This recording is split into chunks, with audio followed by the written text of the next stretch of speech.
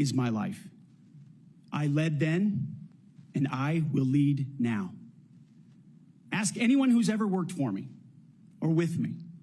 I know what I don't know. My success as a leader, and I very much look forward to discussing my organization's successes at Vets for Freedom and Concerned Veterans for America. I'm incredibly proud of the work that we've done. But my success as a leader has always been setting a clear vision, hiring people smarter and more capable than me, empowering them to succeed, holding everyone accountable, and driving toward clear metrics. Build the plan, work the plan, and then work harder than everyone else around you. I've sworn an oath to the Constitution before, and if confirmed, I will proudly do it again. This time, for the most important deployment of my life. I pledge to be a faithful partner to this committee, taking input and respecting oversight. We share the same goals: a ready, lethal military, the health and well-being of our troops, and a strong and secure America. Thank you for the time, and I look forward to your questions. Thank you very much, Mr. Hegseth.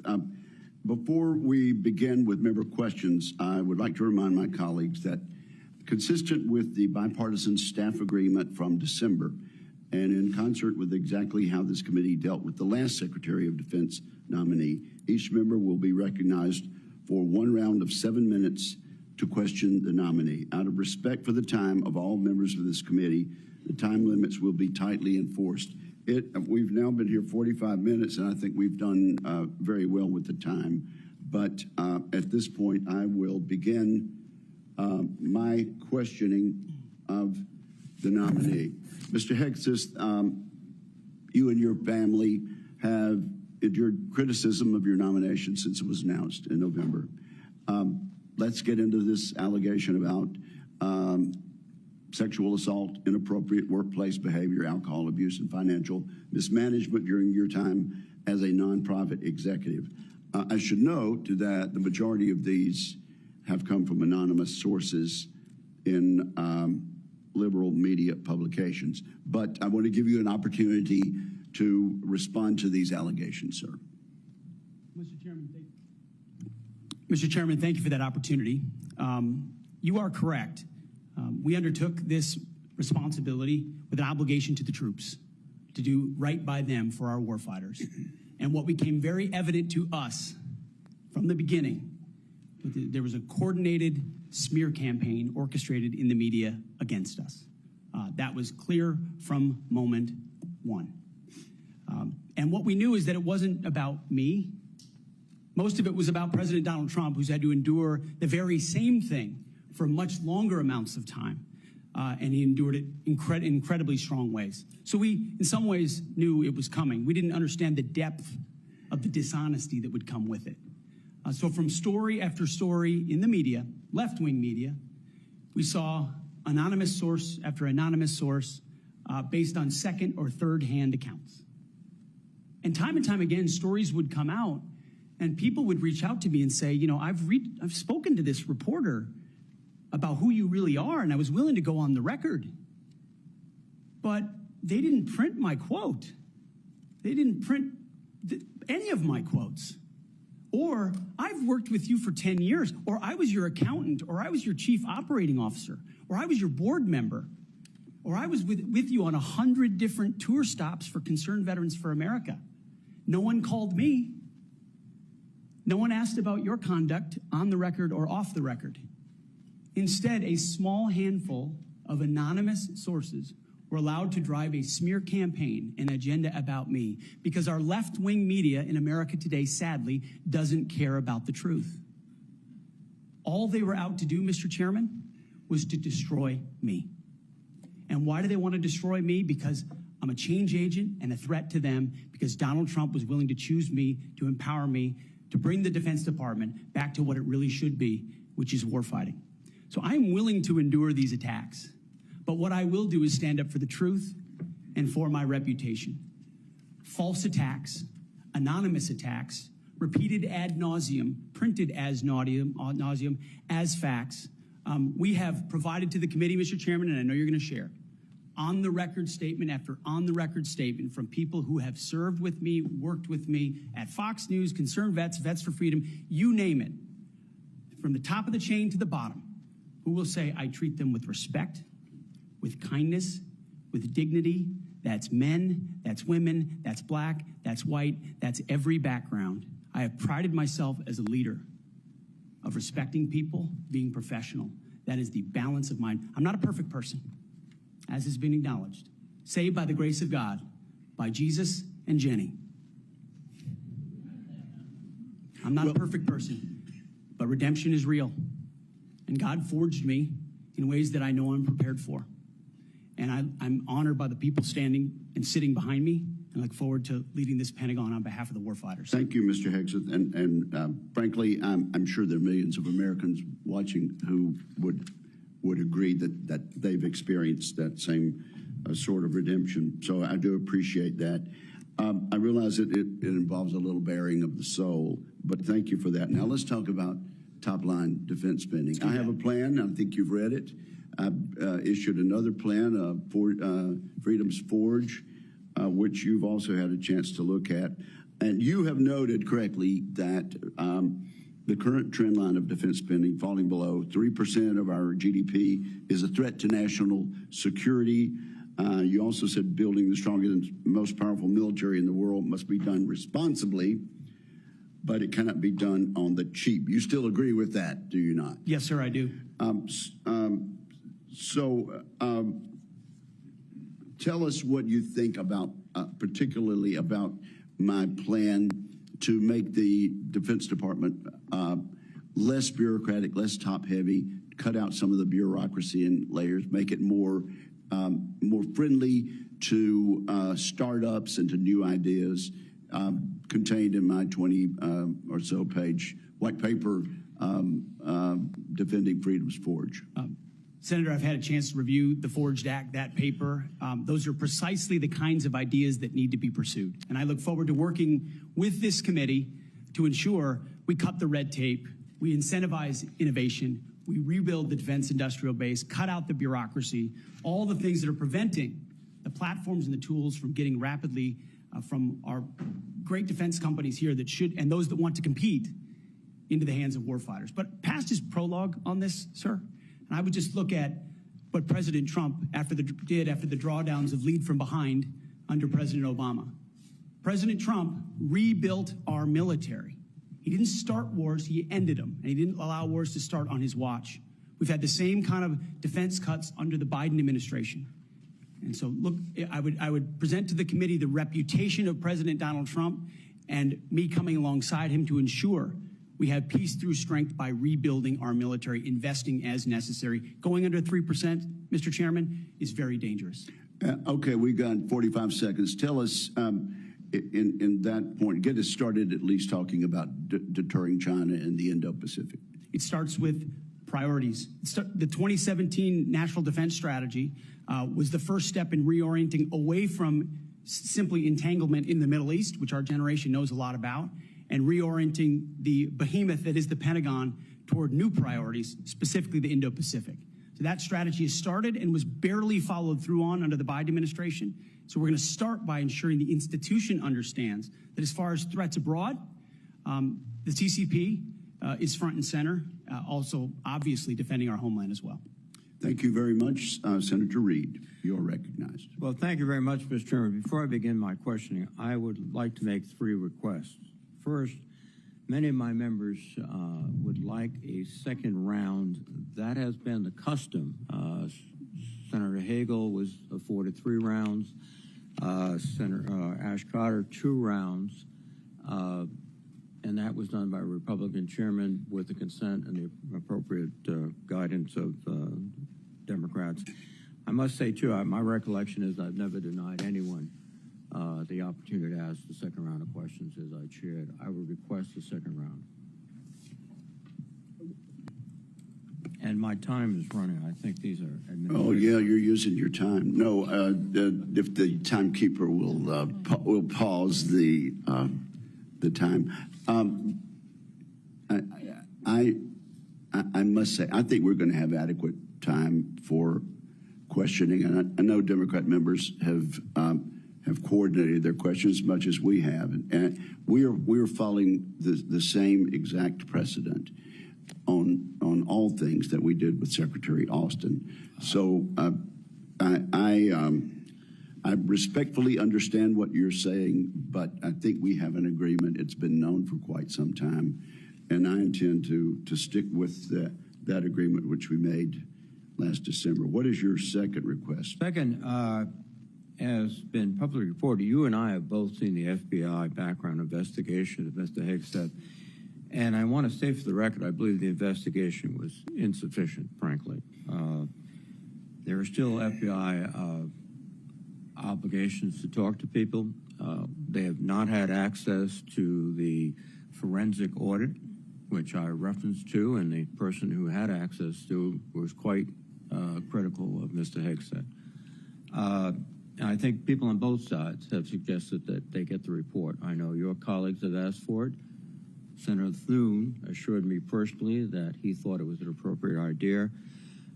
So I would ask, and I would say too, as a precedent, one of President Trump's appointees had similar very complicated personal issues. The report was made available to all the members of the committee.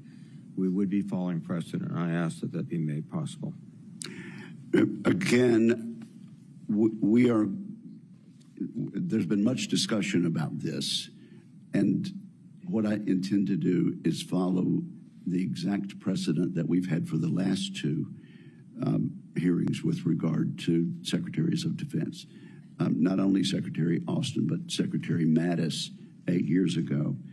And that was for the chair and the ranking member to see the report. And so that is my intention as chair of this committee. Finally, Mr. Chairman, I have several letters that I would include for the record. One from Count Every Hero, which is an organization of retired 4-star generals and former secretaries of defense that is critical of the proposed purge panels. One from an organization for domestic violence.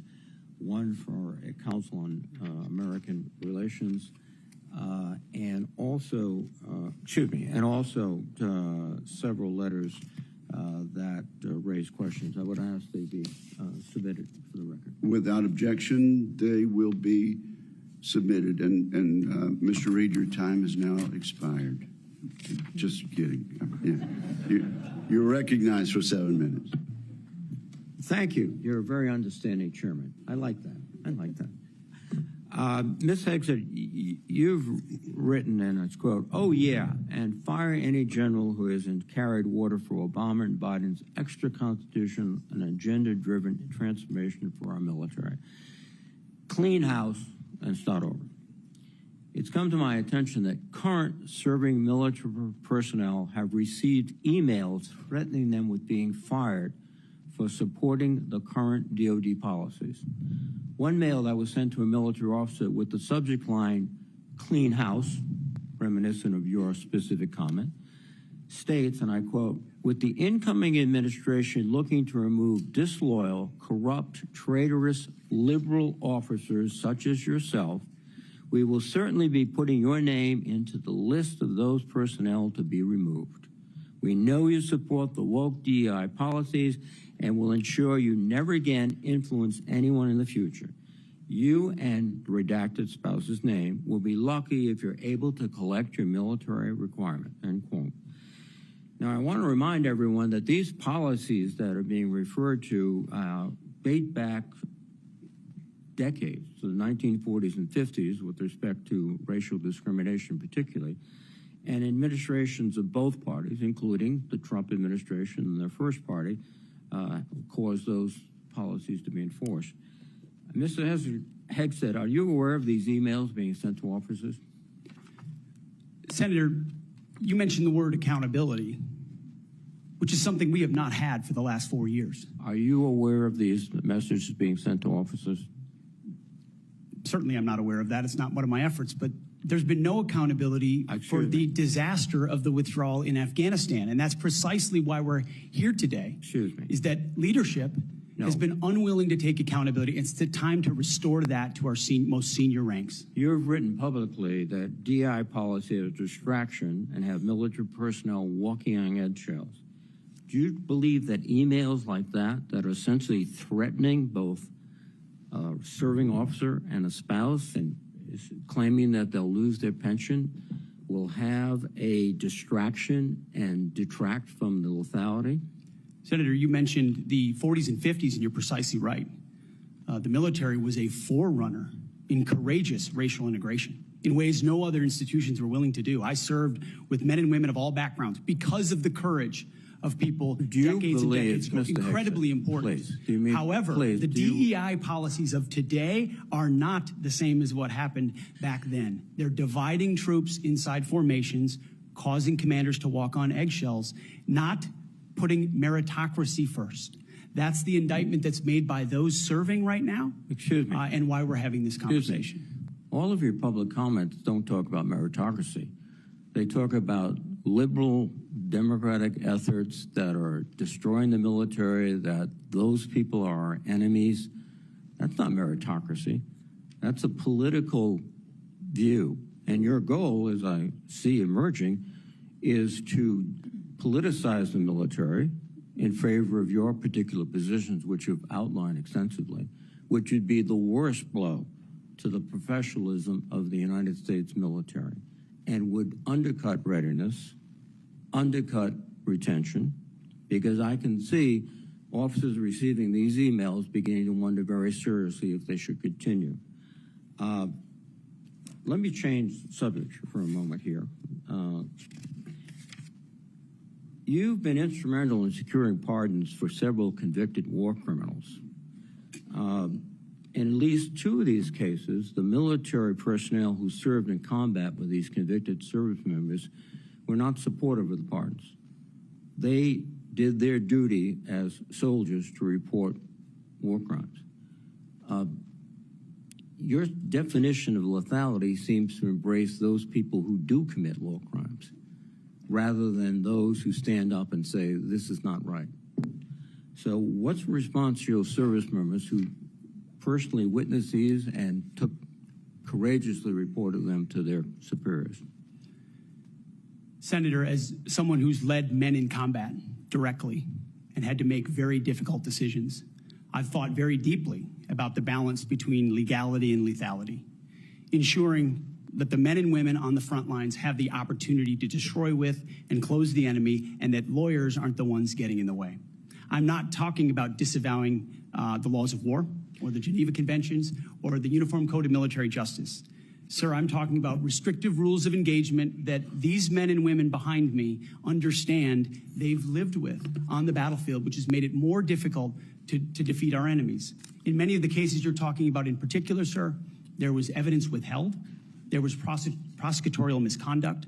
And as someone who looks case by case and defaults to the warfighter, to the men and women with dust on their boots, not the second guessers in air-conditioned offices in Washington, D.C. Excuse me. I look case by case and was proud to work with President Trump to understand those cases and ensure that our warriors are always looked out for. Those cases were adjudicated by who? People in Washington or fellow non-commissioned officers who had also served, sacrificed, and believed in the ethic of the military? Who were the court-martial? Senator, in multiple cases, they were actually acquitted, but charges lingered. Yes, regardless of where those convening authorities were, yes, sir. Some were, but others were convicted, and you asked for pardon. That's the only reason you asked for a pardon, because they were convicted. But the other factor, too, is you've already disparaged in writing the Geneva Convention, the rules of law, all of these things. How will you be able to effectively lead a military in which one of the principal elements is discipline, respect for lawful authority?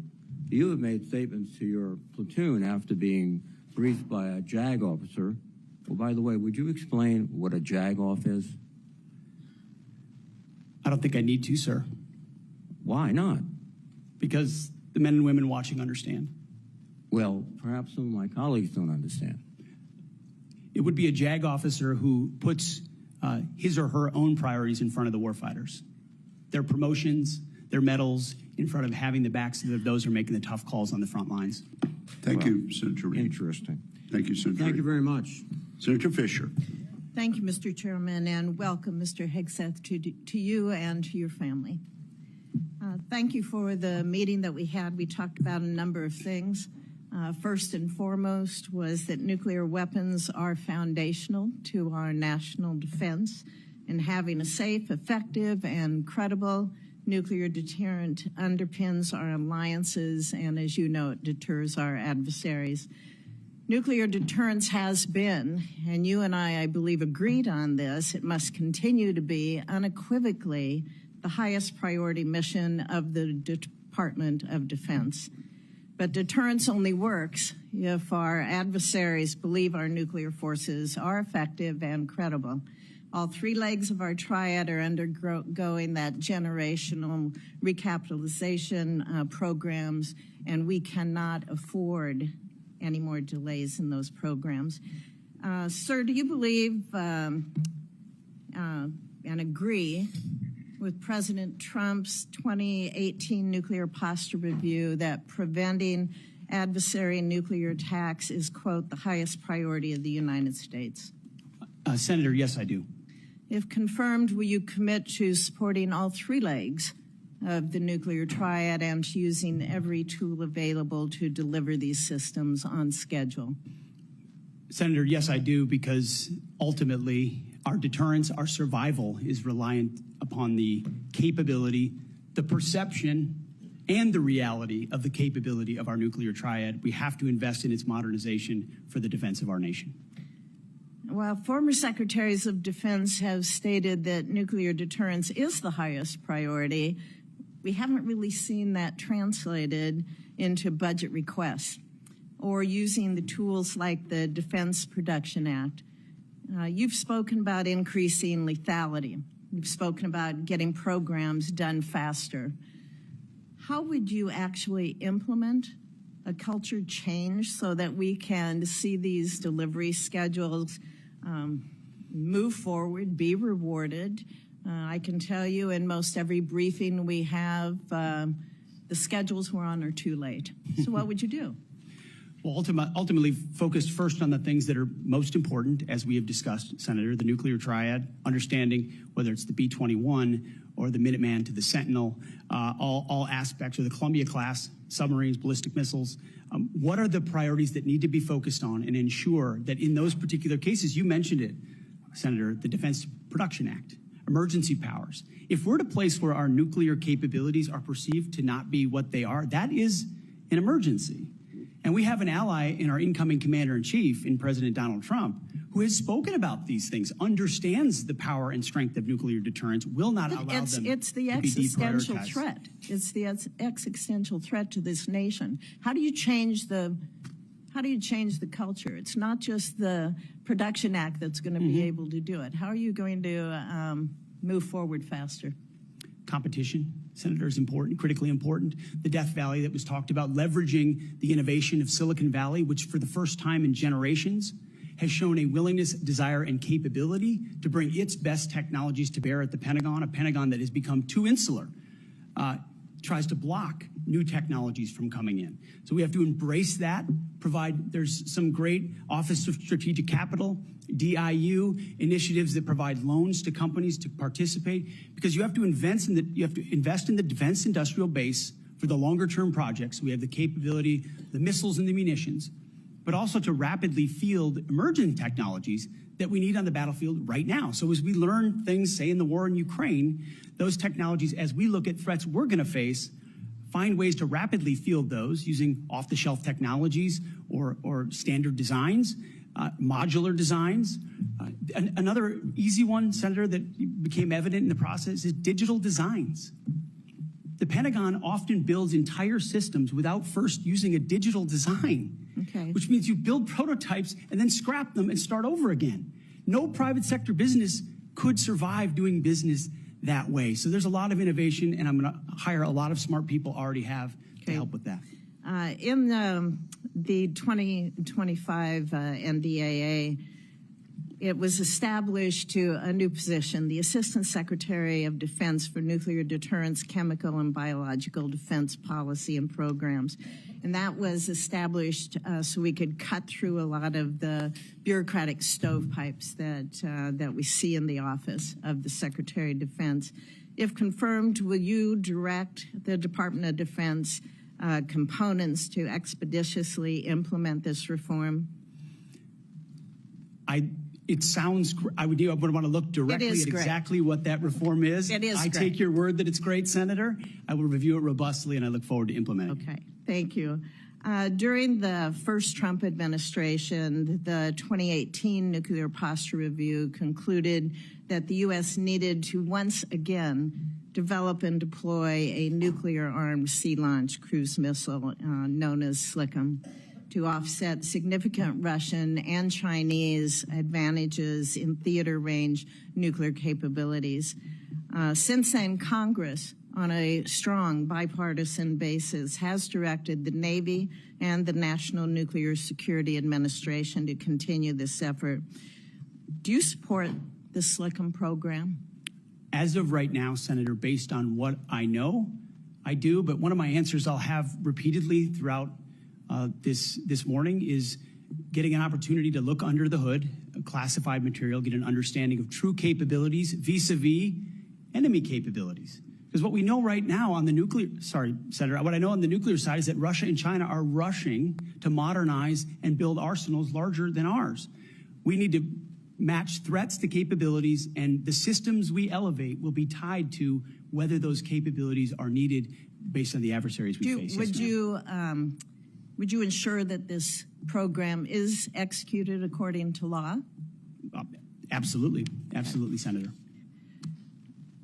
What, short here, what is your plan to revitalize the industrial base in this country? Needs to be real short. Real short. Serious investment targeted at systems that we truly need by also incentivizing competition and laser focus from the OSD, from the Office of Secretary of Defense, to all the particular strategic initiatives to revive them so it's not just one system, it's multiple systems. You may want to expand on that on the record. At this point, my colleagues, I would ask unanimous consent to enter into the record a letter organized by a group called Flag Officers for America, which has 120 retired generals and admirals offering their support for Mr. Hegseth's nomination. I ask unanimous consent. Without objection, it is entered into the record. Senator Shaheen. Good morning, Mr. Hegseth. Good morning, Senator. I was pleased when I was contacted on your behalf about meeting before this hearing. I've been on this committee since 2011, and during that time, I voted to confirm 6 nominees to be Secretary of Defense from 3 administrations, 2 Democratic and 1 Republican, the first Trump administration. Every one of those nominees met with me and my Democratic colleagues on this committee before the hearing. So, as you can imagine, I was disappointed when no one ever followed up. When we followed up with your office, you were not able to meet. Do you understand that if you're confirmed to be Secretary of Defense, that you will have a responsibility to meet with all members of this committee, not just Republicans? Senator, I very much appreciate and understand the traditionally bipartisan nature of this committee. Their national defense is not partisan. It should not be about Republicans or Democrats. And so I look forward to working together with you and your colleagues on priorities facing this nation. Yes. I think we would expect that. And one reason that I wanted to meet with you was because I thought it would be really helpful to better understand your views on women in the military. Because you've made a number of surprising statements about women serving in the military. As recently as November the 7th of 2024 on the Sean Ryan Show, you said, and I quote, "I'm straight up saying that we should not have women in combat roles. It hasn't made us more effective." The quote went on a little longer, but that was the gist of it. That was before you were nominated to be Secretary of Defense. Mr. Hegseth, do you know what percentage of our military is comprised of women? I believe it's 18 to 20%, Senator. It's almost 18%. And in fact, DOD's 2023 demographic report indicated that there are more women serving now and there are fewer separations. So they make up a critical part of our military. Wouldn't you agree? Yes, ma'am. Women in our military, as I have said publicly, have and continue to make amazing contributions across all aspects of our battlefield. Well, you also write in your book, The War on Warriors, with the chapter, The Deadly Obsession with Women Warriors, that, quote, not only are women comparatively less effective than men in combat roles, but they are more likely to be objectified by the enemy and their own nation in the moral realms of war. Mr. Hegseth, should we take it to believe that you believe that the two women on this committee who have served honorably and with distinction made our military less effective and less capable? I'm incredibly grateful for the two women who've served our military in uniform and including in the Central Intelligence Agency, contributions on the battlefield, indispensable contributions. Senator, I would like to clarify, when I'm talking about that issue, it's not about the capabilities of men and women, it's about standards. And this committee has talked a lot about standards. Standards that we, unfortunately, over time, have seen eroded in certain duty positions, certain schools, certain places, which affects readiness, which is what I care about the most. Readiness on the battlefield. I appreciate that. And so my comments point time and time again to standards. Your statements publicly have not been to that effect. After your nomination, you did state to a group of reporters that you, quote, support all women serving in our military today who do a fantastic job across the globe, including combat. So what I'm confused about, Mr. Hegseth, is which is it? Why should women in our military, if you were the Secretary of Defense, believe that they would have a fair shot and an equal opportunity to rise through the ranks? If on the one hand, you say that women are not competent, they make our military less effective, and on the other hand, you say, oh no, now that I've been nominated to be the Secretary of Defense, I've changed my view on women in the military. What do you have to say to the almost 400,000 women who are serving today about your position on whether they should be capable to rise through the highest ranks of our military? Senator, I would say I would be honored to have the opportunity to serve alongside you, shoulder to shoulder, men and women, black, white, all backgrounds, with a shared purpose. Our differences are not what define us. Our unity and our shared purpose is what define us, and you will be treated fairly and with dignity, honor, and respect, just like every man and woman in uniform, just like the men and women that I've worked with in my veterans organizations, to include when I was a headquarters and headquarters company commander in the Minnesota National Guard. Well, I appreciate your 11th hour conversion, but Mr. Chairman, for the record, I would like to submit Chapter 5, The Deadly Obsession with Women Warriors, for the record. Mr. Hegseth. Without objection, it will be submitted. Are you familiar with the Women, Peace, and Security agenda at the Department of Defense? Yes, ma'am, I am. This is a law that was signed during President-elect Trump's first term. It was legislation that I sponsored with Republican Senator Capito of West Virginia. It was co-sponsored by Marco Rubio, the nominee to be the President-elect's Secretary of State. It was led in the House of Representatives by Kristi Noem, the President-elect's nominee to be the Secretary of Homeland Security.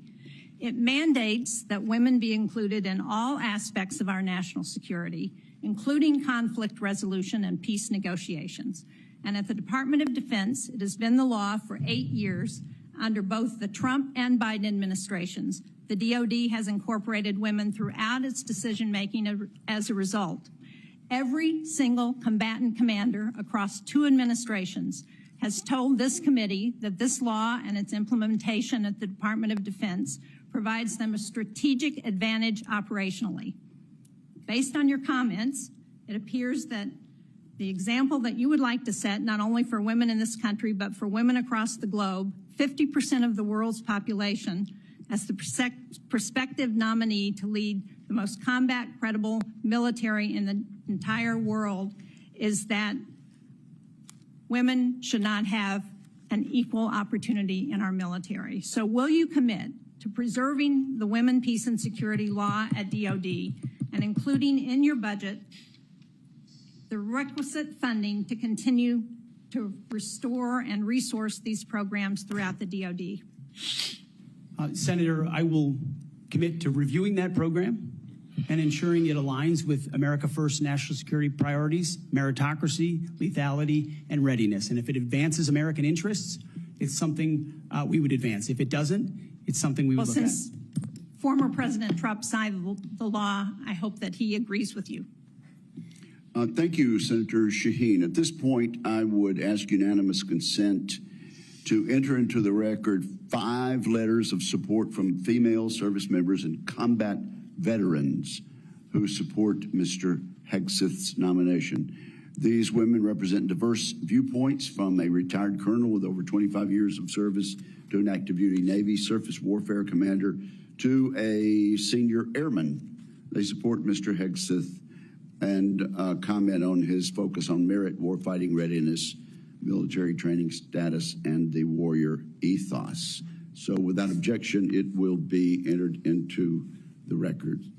And now I'm honored to recognize Senator Cotton for 7 minutes.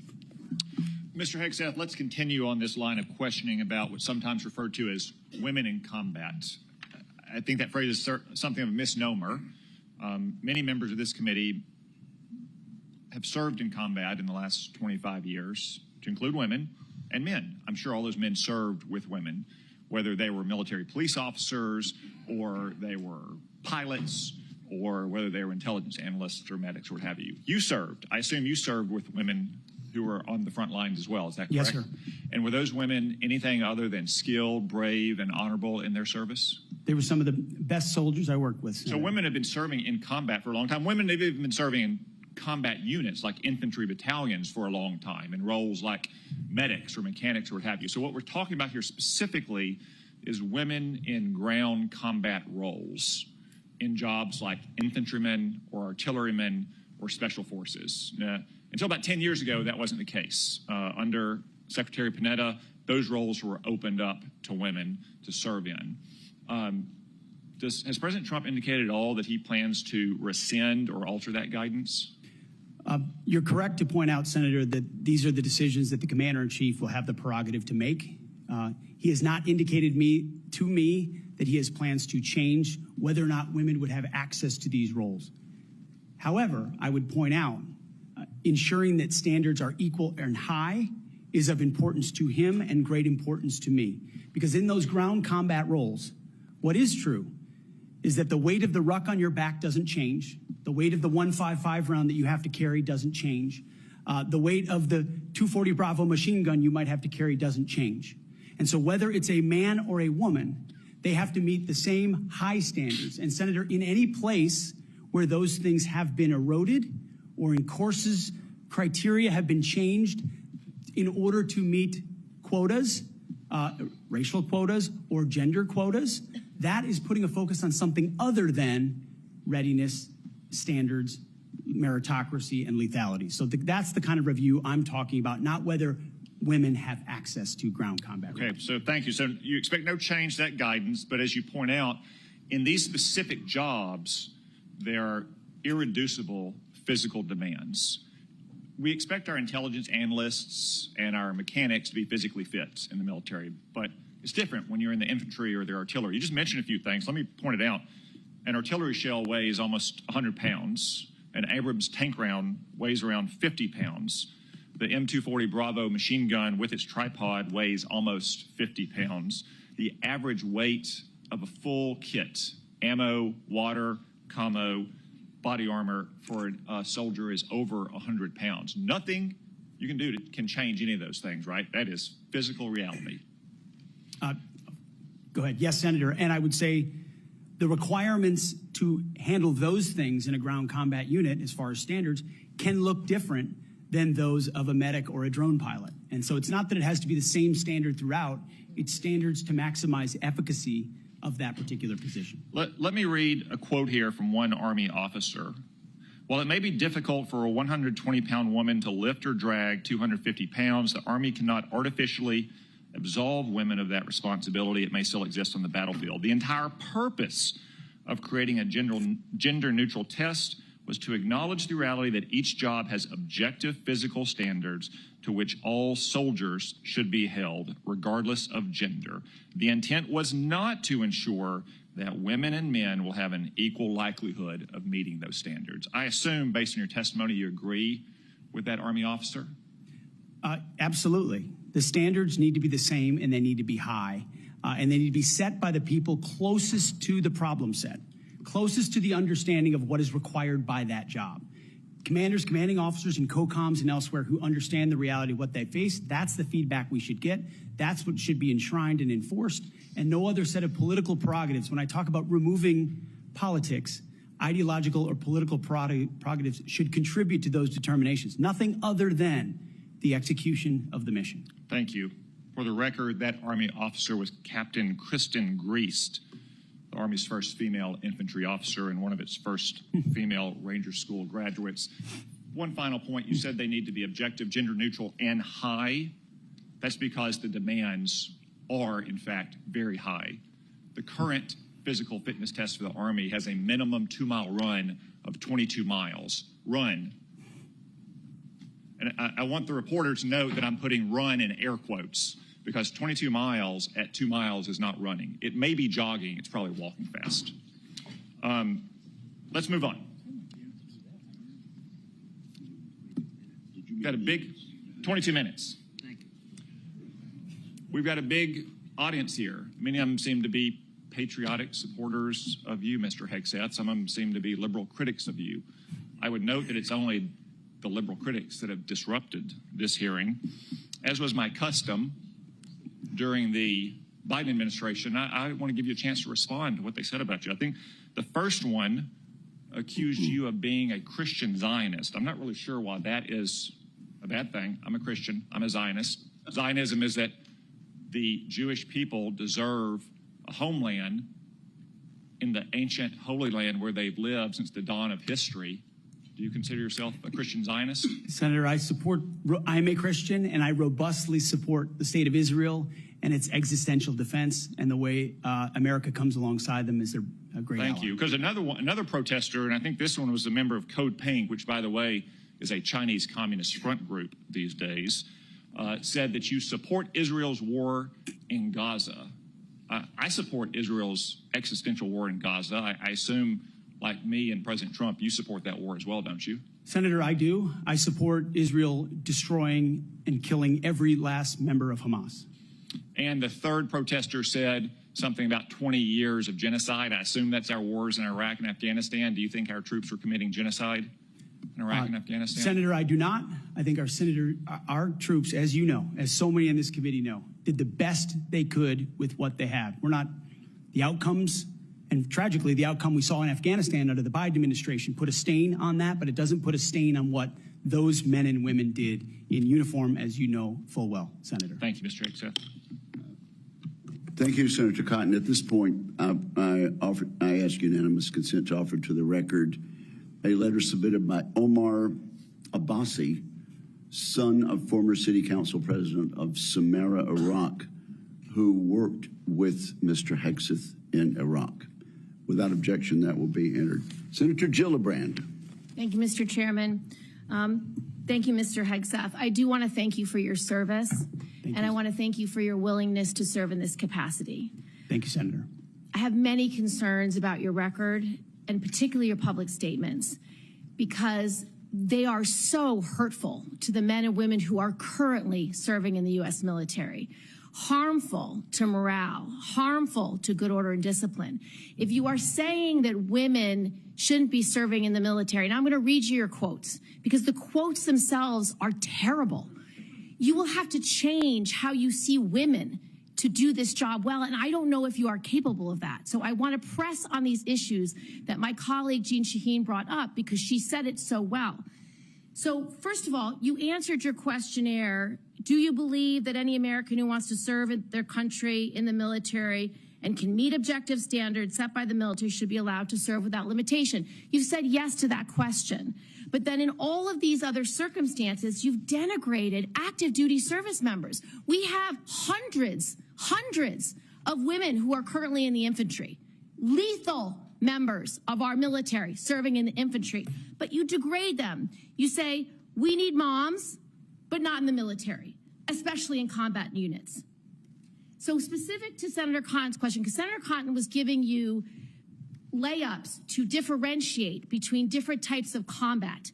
And specifically, as Secretary, would you take any action to reinstitute the combat arms exclusion for female service members, knowing full well you have hundreds of women doing that job right now?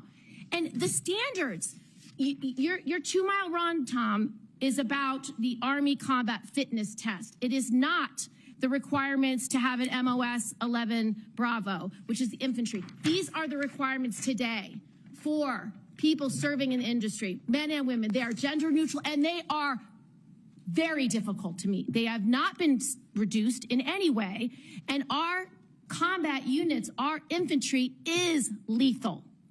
So please explain specifically, because you will be in charge of 3 million personnel. It is a big job. And when you make these public statements, and I get you were not Secretary of Defense then, I get you were on TV, I get you were helping veterans, I get it was a different job. But most recently, you said this in November of 2024, knowing full well you might have been named as Secretary of Defense. So please explain these types of statements, because they're brutal and they're mean and they disrespect men and women who are willing to die for this country. Well, Senator, I appreciate your comments. And I would point out, I have never disparaged women serving in the military. I respect every single female service member that has put on the uniform, past and present. My critiques, Senator, recently and in the past, and from personal experience, have been instances where I've seen standards lowered, and you mentioned 11 Alpha, 11 Bravo, MOS, places in units, and the book that has been referenced multiple times here, The War on Warriors. I spent months talking to active duty service members, men and women, low ranks, high ranks, combat arms and not combat arms. And what each and every one of them told me, and which personal instances have shown me, is that in ways direct, indirect, overt, and subtle, standards have been changed inside infantry training units, ranger school, infantry battalions, to ensure that give me one example. Please give me an example. I get you're making these generalized statements. Commanders meet quotas to have a certain number of female infantry officers or infantry enlisted, and that disparages those women. Commanders do not have to meet quotas for the infantry. Commanders do not have to have a quota for women in the infantry. That does not exist. It does not exist. And your statements are creating the impression that these exist, because they do not. There are not quotas. We want the most lethal force. But I'm telling you, having been here for 15 years, listening to testimony about men and women in combat and the type of operations that were successful in Afghanistan and in Iraq, women were essential for many of those units. When Ranger units went in to find where the terrorists hiding in Afghanistan or in Iraq, if they had a woman in the unit, they could go in, talk to the women in a village, say, where are the terrorists hiding? Where are the weapons hiding? And get crucial information to make sure that we can win that battle. So you cannot denigrate women in general, and your statements do that. We don't want women in the military, especially in combat. What a terrible statement. So please, do not deny that you've made those statements. You have. We take the responsibility of standards very seriously, and we will work with you. I'm equally distressed you would not meet with me before this hearing. We could have covered all of this before you came here, so I could get to the 15 other questions that I want to get to.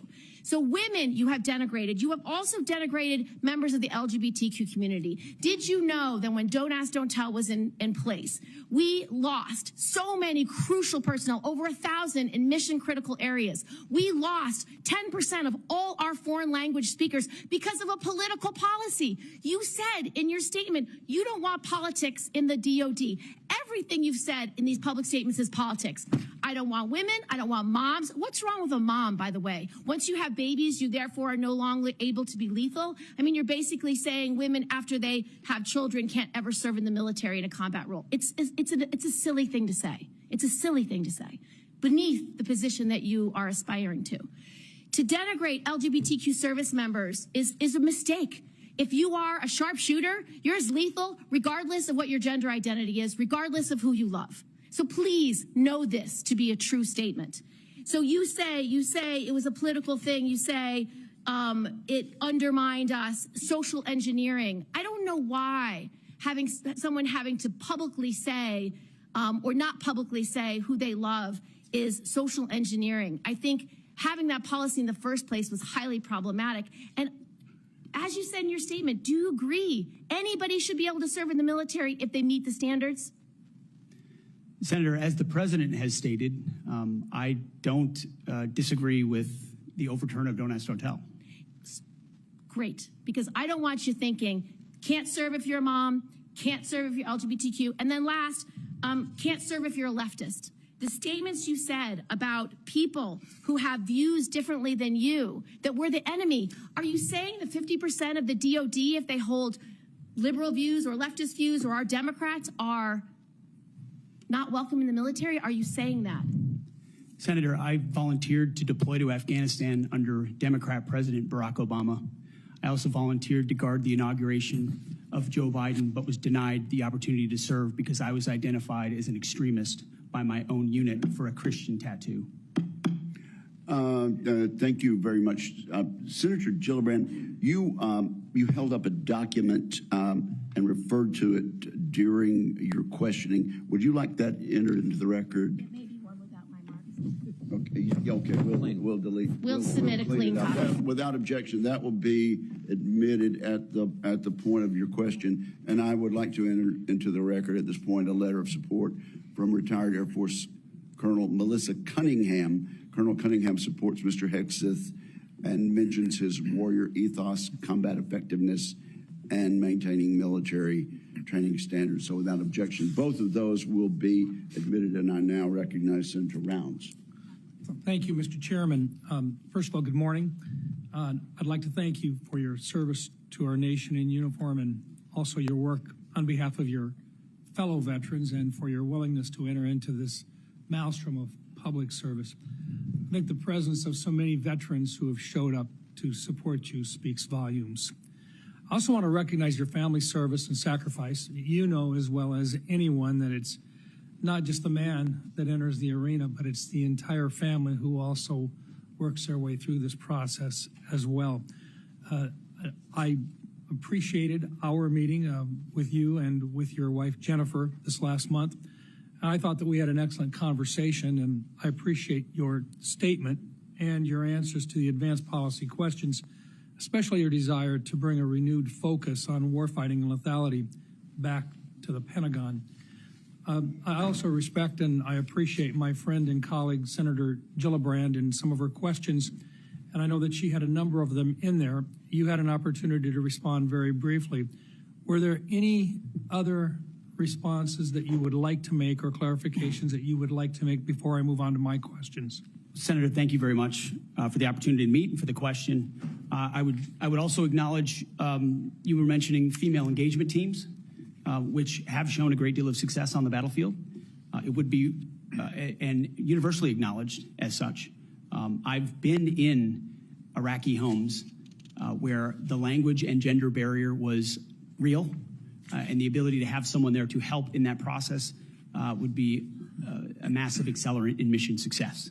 So I recognize that reality. I also recognize that female engagement teams assigned to a SEAL team or a Green Beret team meet different standards also, which is okay because of the duty positions involved in that job.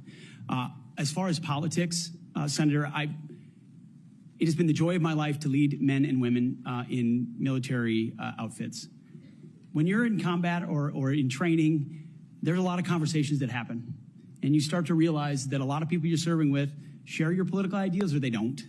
You find out there's Republicans, there's Democrats, there's Libertarians, there's Independents, there's Vegetarians, everything in between. None of that matters. It never mattered in how I led men and women, how I interacted with them, what missions we undertook. Politics has nothing to do with the battlefield, which is why President Trump has asked me to say, let's make sure all of that comes out.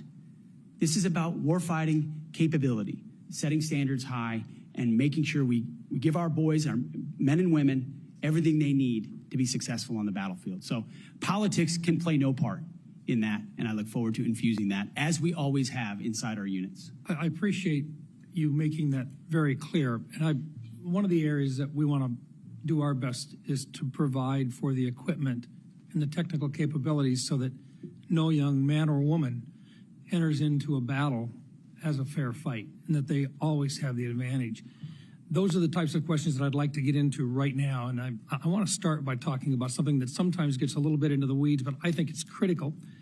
Mr. Hegseth, from what I've heard from 24 senior DoD officials in hearings over the last 2 years, including the Secretary of Defense, every service chief, and 8 combatant commanders, is that sharing the portion of the spectrum, and this is in the weeds, I know, but I'm going to ask it to get it on the record, the 3.1 to 3.5 gigahertz band would have extremely serious consequences and very costly consequences on our warfighting capabilities. In fact, the Department of the Navy alone has estimated that relocating their systems to a different part of the spectrum band would cost them $250 billion. That's just for the destroyers that defend our coasts with the radars that they have in them. If confirmed, what will you do to make sure that the Department of Defense can maintain its access to and the use and to be able to maneuver within the electromagnetic spectrum at home and abroad? And would you be willing to literally go to the mat with the interagency to protect warfighter requirements for the use of the spectrum? Well, Senator, thank you for the question. And my job, in part, will be to go to the mat when necessary for things I believe are an absolute requirement for the Department of Defense and the men and women in uniform. There's no doubt about that. In this particular case, as far as spectrum, I look forward, as I've said before, getting a full class of, because this issue has come up a number of times in meetings. It's critically important with how our warfighters communicate across all services. So I'm going to get a classified briefing immediately about what that would, how it would impact the spectrum if it were to allow other companies or it to be rest assured, China would love to have our ability to use that part of the spectrum restricted. They would love that. Absolutely right. And so I will go in with eyes only toward ensuring we have the capabilities we need and there's no disruption when I take that brief. Thank you. In your advanced policy questions, you recognize a cooperative approach by China, Russia, Iran, and North Korea to undermine U.S. influence around the world. As you point out, aggression by any one actor would be an opportunity for others to engage the U.S. on multiple fronts along the continuum of the conflict. As we discussed in my office, neither of us wants to send our troops into a fair fight. We want to make sure that they have every advantage that the United States can give them, and that requires resources and reforms. Given the growing potential of a multi-theater conflict involving near-peer adversaries, what steps would you take to prepare the Department of Defense to simultaneously execute and sustain operations across multiple regions while maintaining readiness and deterrence globally? And I just have to make note, and I want to make it clear, we have language in this year's fiscal year 2025 National Defense Authorization Act calling for a review of the department's operational plans. And I just want to make sure that you're aware of that, and that we will have, if we have a fight with one, the chances are very good that we're going to have two battles or two different battlegrounds at the same time. Senator, which is why I believe our country's incredibly fortunate to have a new commander-in-chief in Donald Trump, who through the strategic approach he has taken with allies and against foes has prevented wars and is determined to do the same. That's our chief job, is deter and prevent wars. My job, should I be confirmed at the Secretary of Defense, is to ensure we have the right prioritization of assets and strategy, and then the tools in the toolbox necessary, the pointiest possible spear for President Trump to wield if necessary as the last resort. So President Trump at the helm, I think, will go a long way in making sure our enemies know there's a new sheriff in town. Thank you. Thank you, Mr. Chairman. And thank you very much, Senator Blumenthal. Thanks, Mr. Chairman. Thank you for having this hearing. Thank you for being here, Mr. Hegseth. And I want to join in expressing appreciation and respect for your service to our country, and thanks to all the veterans who are here today, and thank you for your service as the ranking member of the Veterans Affairs Committee. I hope we can focus on doing better for our veterans and doing better in management of the Department of Defense. There's always room for improvement. I think what we need in that position is not just better, but the best in financial management, because those decisions are life and death decisions affecting the 3.4 million Americans who serve our national security and our national defense and put their lives on the line. I want to talk about financial mismanagement at the two organizations that you headed, which are the only test of your financial management that we have before this committee, the Veterans for Freedom and Concerned Veterans for America. You took over the Veterans for Freedom in 2007. In 2008, you raised $8.7 million, but spent more than $9 million, creating a deficit. By January 2009, you told donors that the organization had less than $1,000 in the bank and debts of $434,000. By 2010, revenue at the Veterans for Freedom had dropped to about $265,000. In the next year, it had dropped further to $22,000. You don't dispute these numbers, do you? Senator, I'm extremely proud of the work me and my fellow vets did at Vets for Freedom. A bunch of young vets with no political experience, a small group working hard every single day. We raised donor funds. And and we have letters submitted for the record from almost everyone that worked with me every single day, including our chief operating officer, who will attest that every dollar we raised was used intentionally toward the execution of our mission, which is supporting the warfighters, exactly why we're here today, the warfighters in the Iraq surge. There was a campaign in 2008, Senator. It was Barack Obama versus John McCain. Ask you another we believe question, John McCain would be the right person to win, and so we spent the tax more. Returns from that organization. I'm glad they're for the record. I'm going to ask to be entered into the record, Mr. Chairman. Without objection. These tax returns are yours. They have your signature, and I'm going to ask that members of the committee review them because they're the only documents. I've asked for others. I've asked for the FBI report that would presumably document, it should have documented, this kind of financial mismanagement. And these are the 990s from that organization. By the year of 2011, donors had become so dissatisfied with that mismanagement, they in effect ousted you. They merged that organization with Military Families United, and thereafter you joined a second organization as executive director. In between, Senator, I went to Harvard University. I want to ask you questions. I want to ask you questions about Concerned Veterans for America. Again, another set of tax returns, the 990s from that organization. I ask they be made part of the record, Mr. Chairman. Without objection, both of those returns are now part of the record. 2011 to 2016.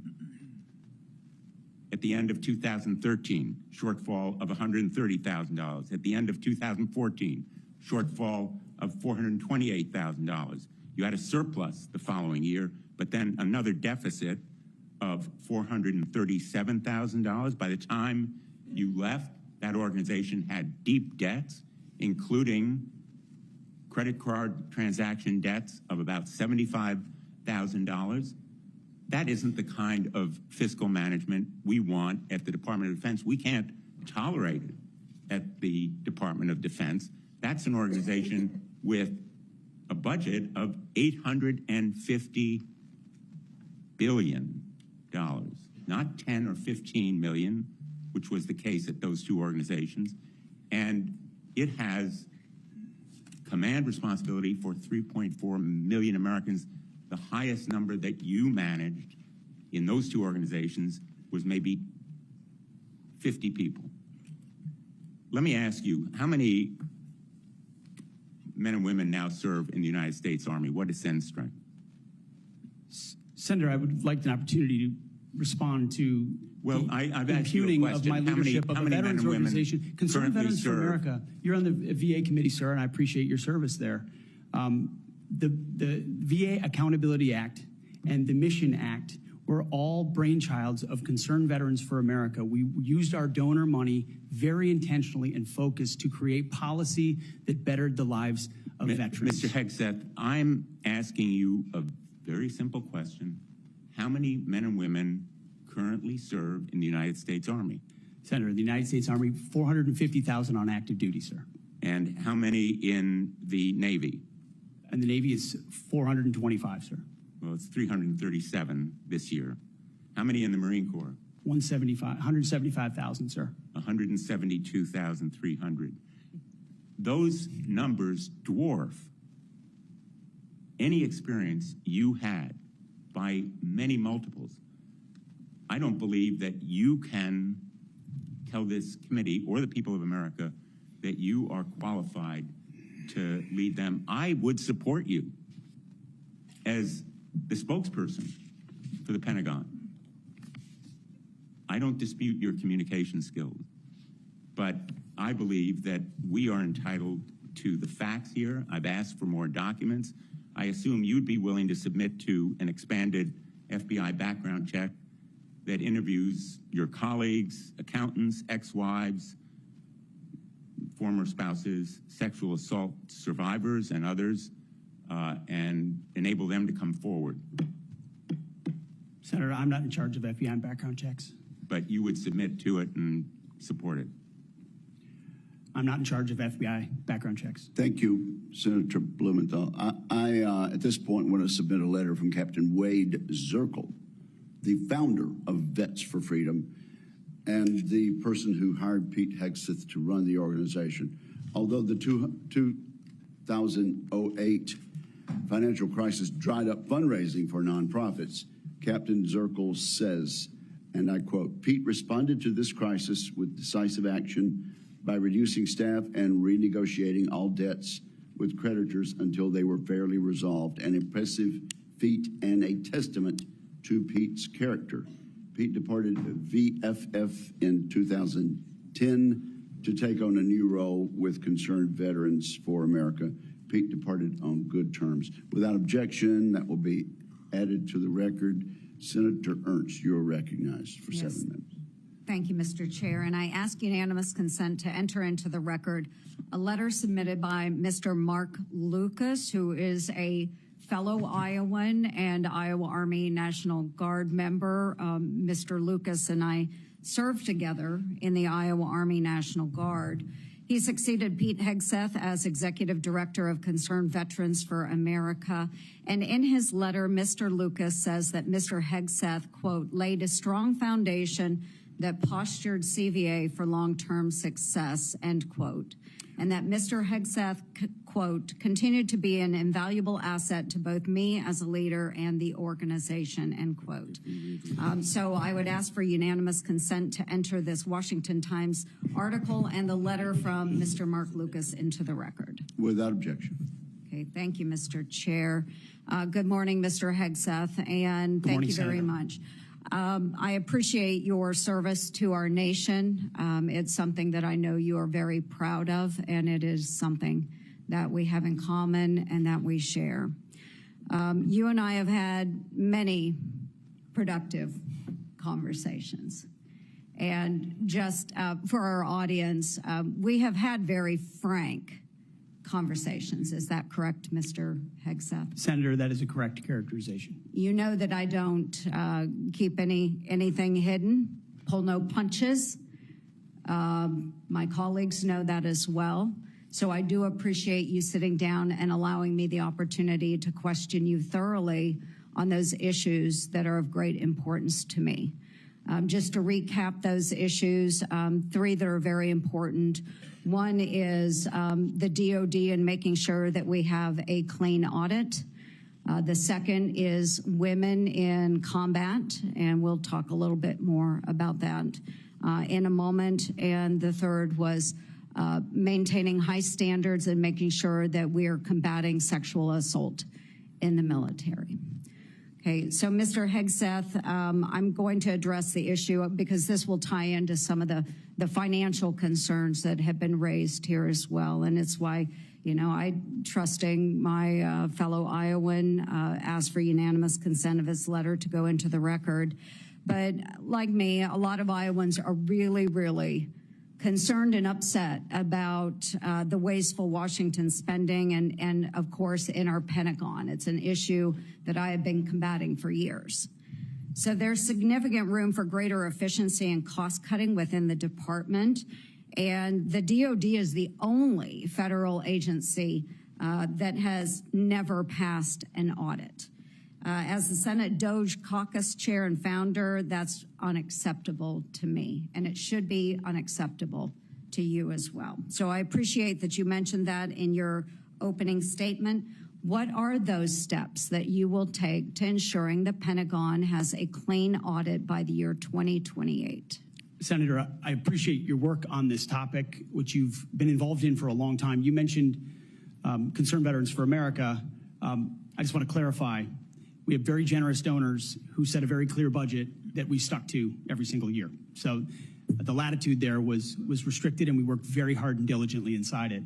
You've also been a leader on the Pentagon audit for a very long time. I think when we met, Senator, I said 2014 was the first year.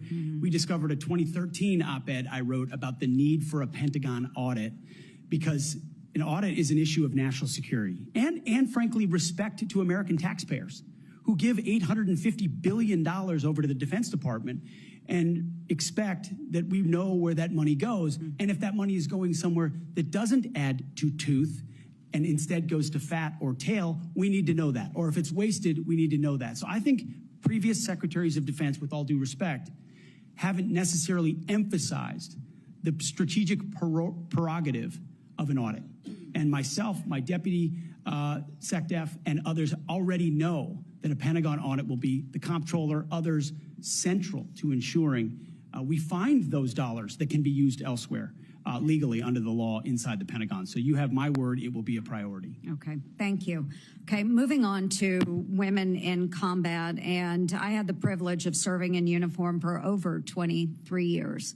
Between our Army Reserves and our Iowa Army National Guard, did serve in Kuwait and missions in Iraq. And so it is incredibly important that I stress, and I hope that if confirmed, you continue to stress that every man and woman has opportunity to serve their country in uniform and do so at any level as long as they are meeting the standards that are set forward. And we talked about that in my office. I do believe in high standards. Now, I was denied the opportunity to serve in any combat role because I have a lot of gray hair. And the policy has changed since then, okay? So I've been around for quite a while.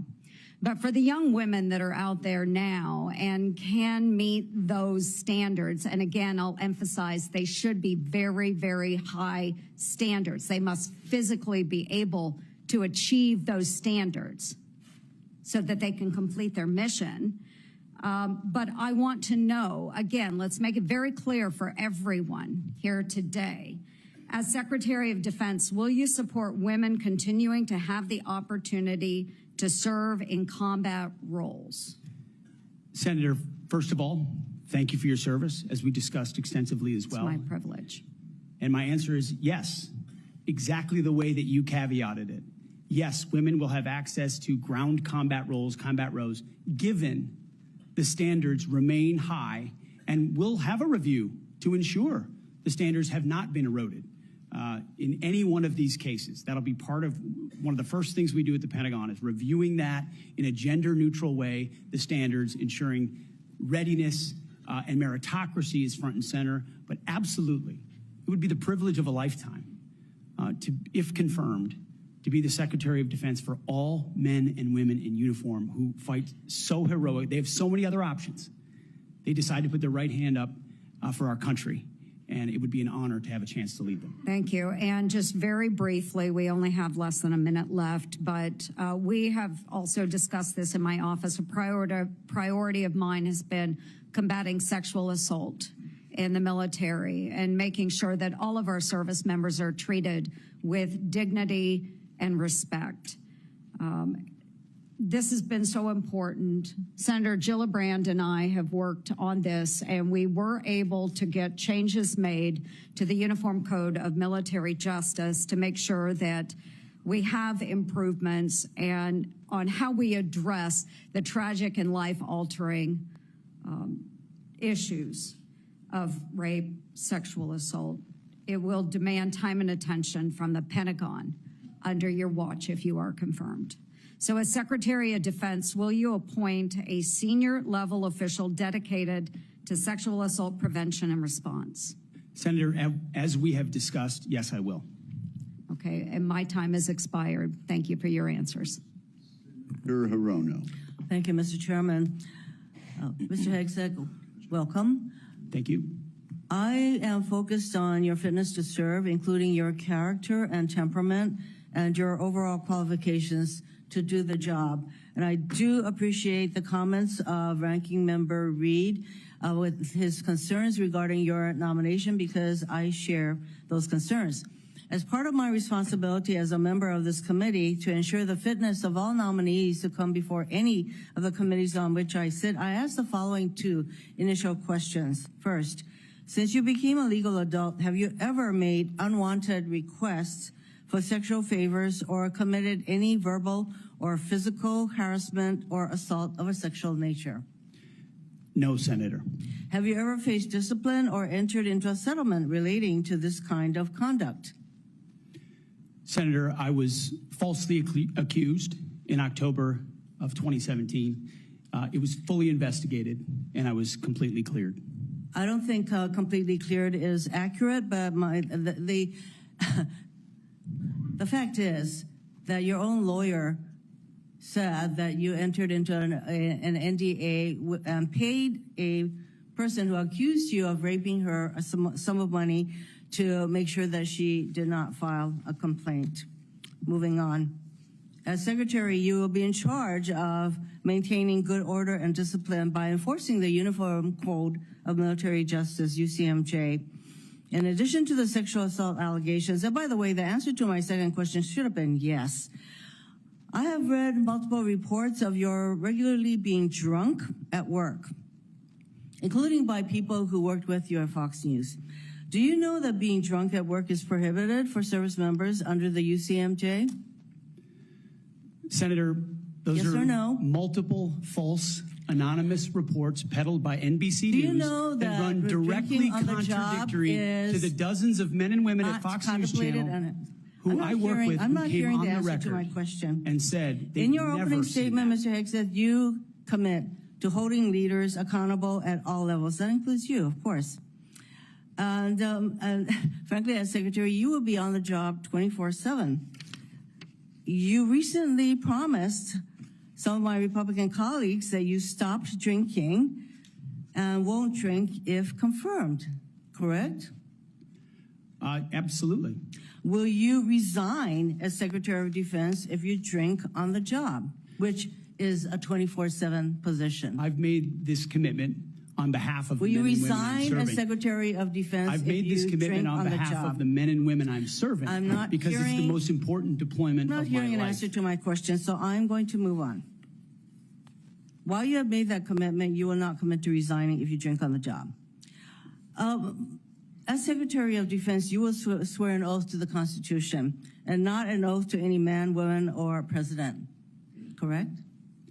Senator, on multiple occasions, including as a young second lieutenant, I have sworn an oath to the Answer is Constitution, yes. and I'm proud to do so. Yes, ma'am. In June of 2020, then President Trump directed former Secretary of Defense Mark Esper to shoot protesters in the legs in downtown D.C., an order Secretary Esper refused to comply with. Would you carry out such an order from President Trump? Senator, I was in the Washington, D.C. National Guard unit that was in Lafayette Square during those Would you events, carry holding out a an riot order to shield on shoot behalf of my protesters country. in the legs? I saw 50 as Secret directed Service agents to get injured Secretary by Esper? rioters trying to jump over the fence, set Again, the church on fire, and destroy You know a what? That statue. sounds to me that you will Chaos. comply with such an order. You will shoot protesters in the leg. Moving on. President-elect has attacked our allies in recent weeks, refusing to rule out using military force to take over Greenland and the Panama Canal, and threatening to make Canada the 51st state. Would you carry out an order from President Trump to seize Greenland, a territory of our NATO ally Denmark, by force, or would you comply with an order to take over the Panama Canal? Senator, I will emphasize that President Trump received 77 million votes to be the lawful We're not commander-in-chief of talking this about country. the election. My question is, would you use our military to take over Greenland or an ally of Denmark? Senator, one of the things that President Trump is so good at is never strategically tipping his hand. And so I would never in this public forum give one way or another direct what orders the president would give me in any context. That sounds to me that you would contemplate carrying out such an order to basically invade Greenland and take over the Panama Canal. Current DoD policy allows service members and eligible dependents to be reimbursed for travel associated with non-covered reproductive health care, including abortions. Will you maintain this common sense policy? Senator, I've always been personally pro-life. I know President Trump has as well, and we will review all policies, but our standard is whatever the president wants on this particular issue. With my advice, I will take a look at. If the president tells you that this common sense policy will not be maintained, you will not enable our service members to seek reproductive care. So it sounds I don't like believe to the me. federal government I'm not should be hearing funding answers to my questions, travel for Mr. abortion. Chairman. I just want to note that the other area that of serious concern to me is President Trump saying that he wants to use the military to help with mass deportations, which will cost billions of dollars. And what that will do to Readiness is very, very concerning. Mr. Hegseth, I have noticed a disturbing pattern. You previously have made a series of inflammatory statements about women in combat, LGBTQ service members, Muslim Americans, and Democrats. Since your nominations, however, you have walked those back on TV in interviews and most recently in your opening statements. You are no longer on Fox and Friends, Mr. Hegseth. If confirmed, your words, actions, and decisions will have real impacts on national security and our service members' lives. There are close to 3 million personnel in the Department of Defense, $900 billion budget. I hardly think you are prepared to do the job. Thank you, Mr. Chairman. Thank you. That wasn't a question, Mr. Hegseth. Thank you, Senator Rono. Senator Sullivan. Thank you, Mr. Chairman and Mr. Hegseth. Congratulations on your nomination, and thank you and your family for your service and sacrifice. Thank you, Senator. Now for the most important question you will receive all day.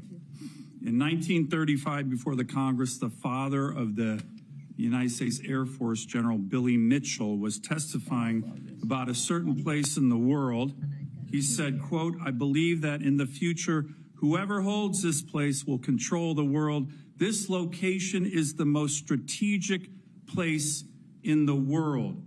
What place was Billy Mitchell talking about? And let me give you a hint, it wasn't Greenland. I believe he was talking about the great state of Alaska. He was talking about the great state of Alaska. Great answer. If confirmed, will you commit to come with me to the great state of Alaska and meet our warriors who are on the front lines every day?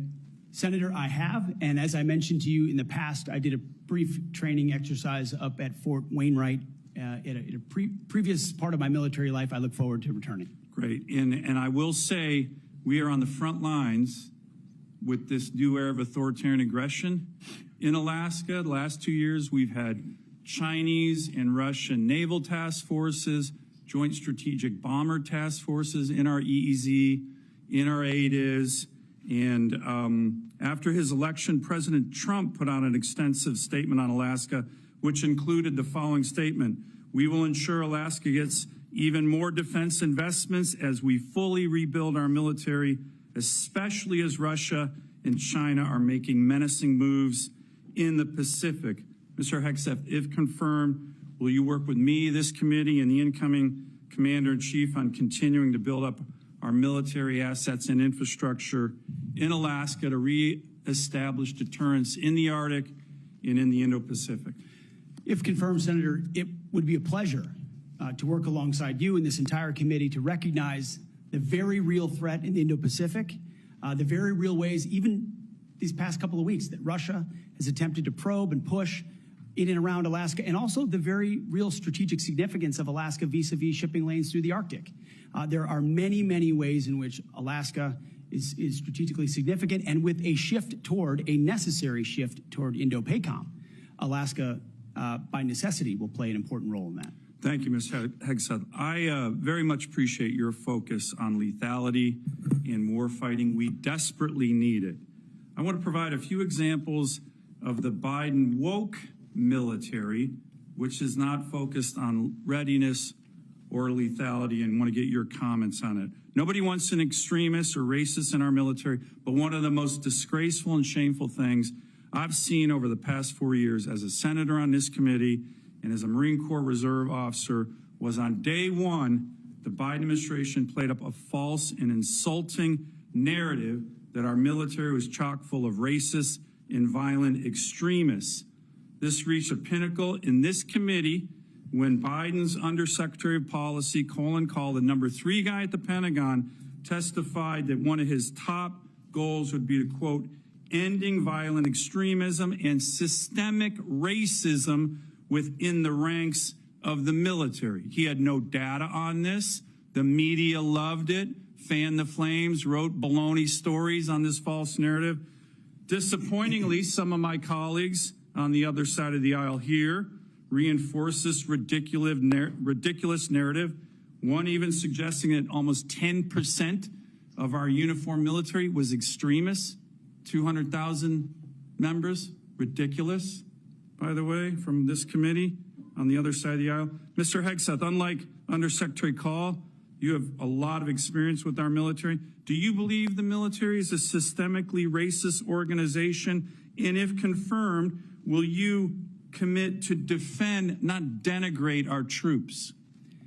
Senator, I was also offended by those comments because anyone who's been on active duty in the National Guard, man, woman, in units, understand that is fundamentally false. By the way, there's 3 studies, to his credit, Secretary Austin put out one of them, that said exactly what you just said. Fundamentally false. Senator, they knew it. Anyone who'd been in a unit knew it. One could argue that if not the least, one of the least racist institutions in our country is the United States military. Being a racist in our military has not been tolerated for a very long time. One of the greatest civil rights organizations in America. Would you agree the U.S. military is one of the most forward-leaning, probably one of the greatest civil rights organizations in American history? No doubt. Let me turn to another one. Last year at a hearing before this committee, I called on the Biden Secretary of the Navy to resign because he's failing in his ability to build ships. We are being completely outbuilt in terms of ships by the Chinese, and yet this Secretary of the Navy has been focused on climate change, not building ships in lethality. Mr. Hegseth, if your Secretary of the Navy ends up focusing on climate change more than shipbuilding and lethality, will you commit to me to fire him?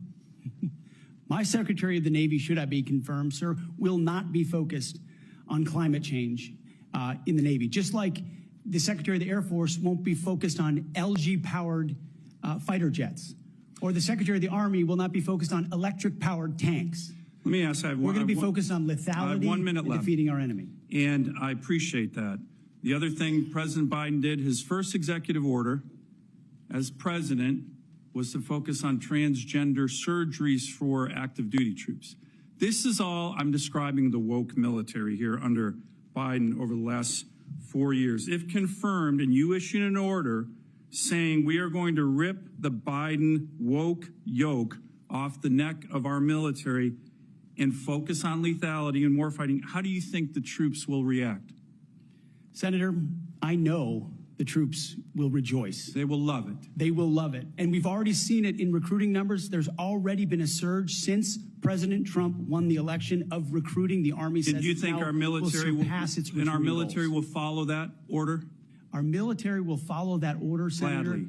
Gladly, because they want to focus on lethality and warfighting and get all the woke, political prerogative, politically correct, social justice, political stuff out of the military. Thank you, Senator Sullivan. Thank you, Senator Mr. Kane. Thank you, Mr. Hegseth. I'm looking forward to this opportunity to talk. I want to return to the incident that you referenced a minute ago that occurred in Monterey, California in October 2017. At that time, you were still married to your second wife, correct? I believe so. And you had just fathered a child by a woman who would later become your third wife, correct? Senator, I was falsely charged, fully investigated, and completely cleared. So you think you were completely cleared because you committed no crime. That's your definition of cleared? You had just fathered a child 2 months before by a woman that was not your wife. I am shocked that you would stand here and say you're completely cleared. Can you so casually cheat on a second wife and cheat on the mother of a child that had been born 2 months before, and you tell us you are completely cleared? Senator, how is that a complete clear? Senator, her child's name is Gwendolyn Hope Hegseth, and she's a child of God, and she's 7 years old. And she was, and you cheated on the mother of that child less than 2 months after that daughter was born, didn't you? Those were false charges. Well, it was fully investigated, and I was completely cleared. And I am so grateful for the marriage I have to this amazing woman behind me. You've admitted that you had sex at that hotel in October 2017. You said it was consensual, isn't that correct? Anything? You've admitted that it was consensual, and you were still married, and you just had a child by another woman.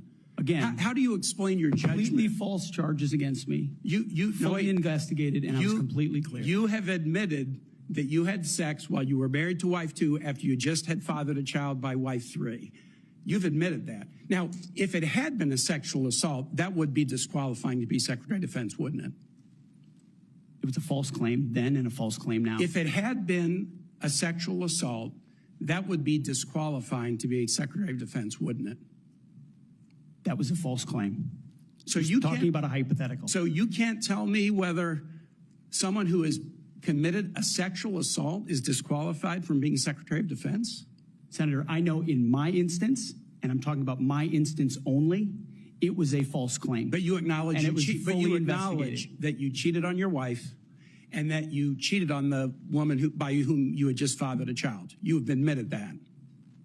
I will allow your words to speak for themselves. You're not retracting that today. That's good. I assume that in each of your weddings, you've pledged to be faithful to your wife.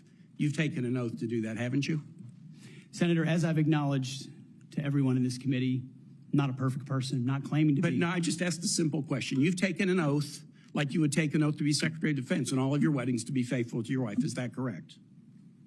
I have failed in things in my life, and thankfully I'm redeemed by my Lord and Savior, Jesus Christ. In finalizing divorces from your first and second wives, were there non-disclosure agreements in connection with those divorces? Senator, not that I'm aware of. If there were, would you agree to release those first and second wives from any confidentiality agreement? Senator, it's not something I'm aware of. But if there were, you would agree to release them from a confidentiality agreement? Senator, that's not my responsibility. Did you ever engage in any acts of physical violence against any of your wives? Senator, absolutely not. But you would agree with me that if someone had committed physical violence against a spouse, that would be disqualifying to serve as Secretary of Defense, correct? Senator, absolutely not have I ever done that. You would agree that that would be a disqualifying offense, would you not? Senator, you're talking about a hypothetical. I don't think it's a hypothetical. Violence against spouses occurs every day. And if you as a leader are not capable of saying that physical violence against a spouse should be a disqualifying fact for being Secretary of the most powerful nation in the world, you're demonstrating an astonishing lack of judgment. The incident in Monterey led to a criminal charge, a criminal investigation, a private settlement, and a cash payment to the woman who filed the complaint. And there was also a non-disclosure agreement, correct? It was a confidential settlement agreement off of a nuisance lawsuit. Right. During an interview, you claimed that you settled the matter because you were worried that if it became public, it might hurt your career. Do you maintain that you were blackmailed? Senator, I maintain that false claims were made against me. And ultimately, your attorney those used false the claims, phrase, I have the opportunity to attest my innocence in those false claims. But you didn't reveal any of this to President Trump or the transition team as they were considering you to be nominated for Secretary of Defense. You didn't reveal the action. You didn't reveal the criminal complaint. You didn't reveal the criminal investigation. You didn't reveal the settlement. You didn't reveal the cash payment. Why didn't you inform the commander-in-chief and the transition team of this very relevant event? Senator, I've appreciated every part of the process with the transition team. They have been open and honest with me. We've had great conversations between the two of us. And I appreciate the opportunity that President-elect Trump has given me. You chose not to reveal this, right? Because you knew it would hurt your chances. So you chose not to reveal this really important thing to the commander-in-chief and the transition team because you were worried about your chances rather than trying to be candid with the future president of the United States. Are there any other important facts that you chose not to reveal to the president-elect and his team as they were considering you to be Secretary of Defense? Senator, I sit here before you an open book, as everyone who's watched this process. With multiple non-disclosure and confidentiality agreements tying the hands of many people who would like to comment to us. Much has been made of your workplace behavior as a leader of nonprofit veterans organizations and as a Fox News contributor.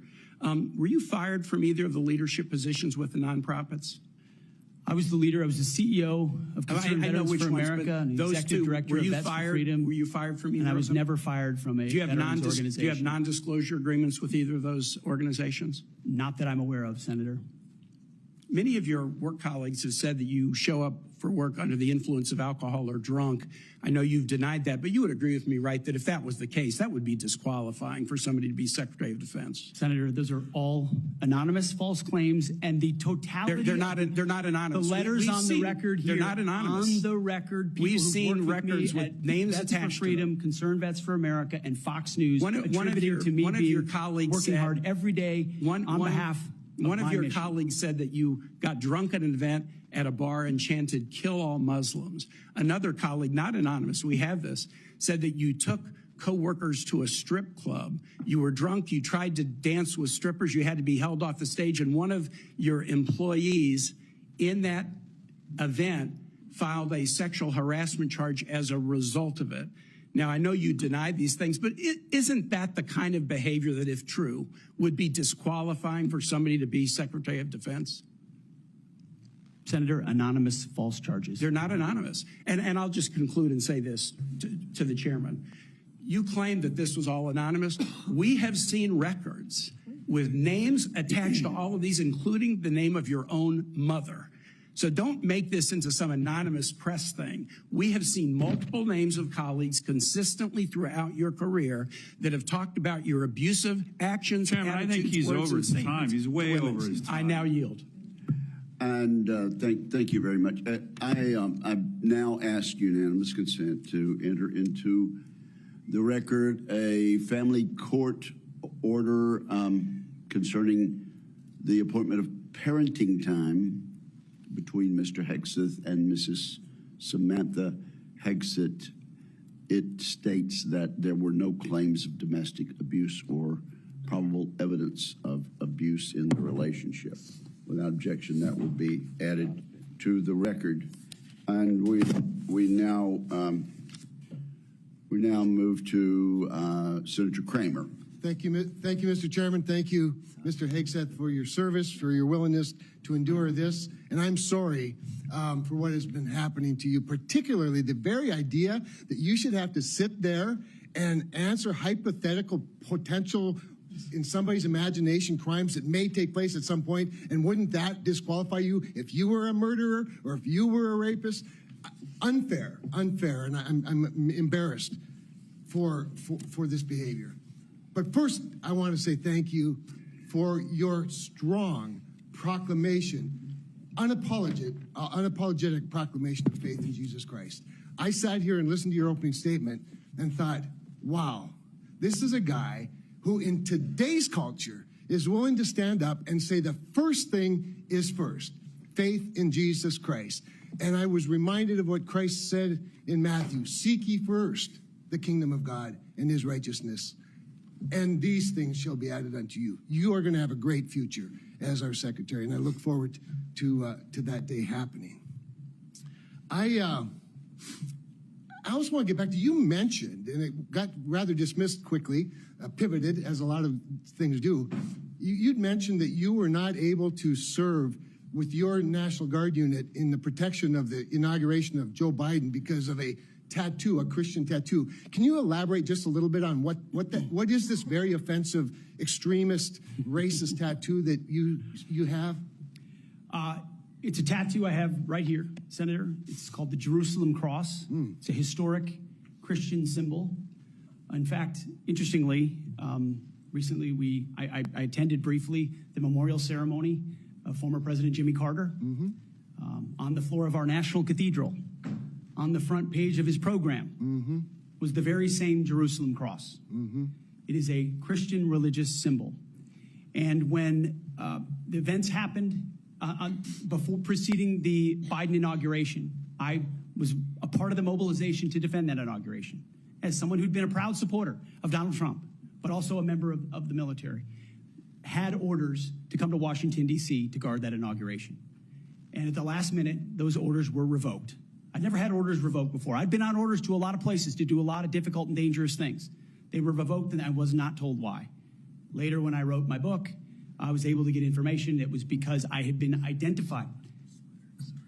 Someone who'd served in Iraq, in Afghanistan, in Guantanamo Bay, holding a riot shield outside the White House.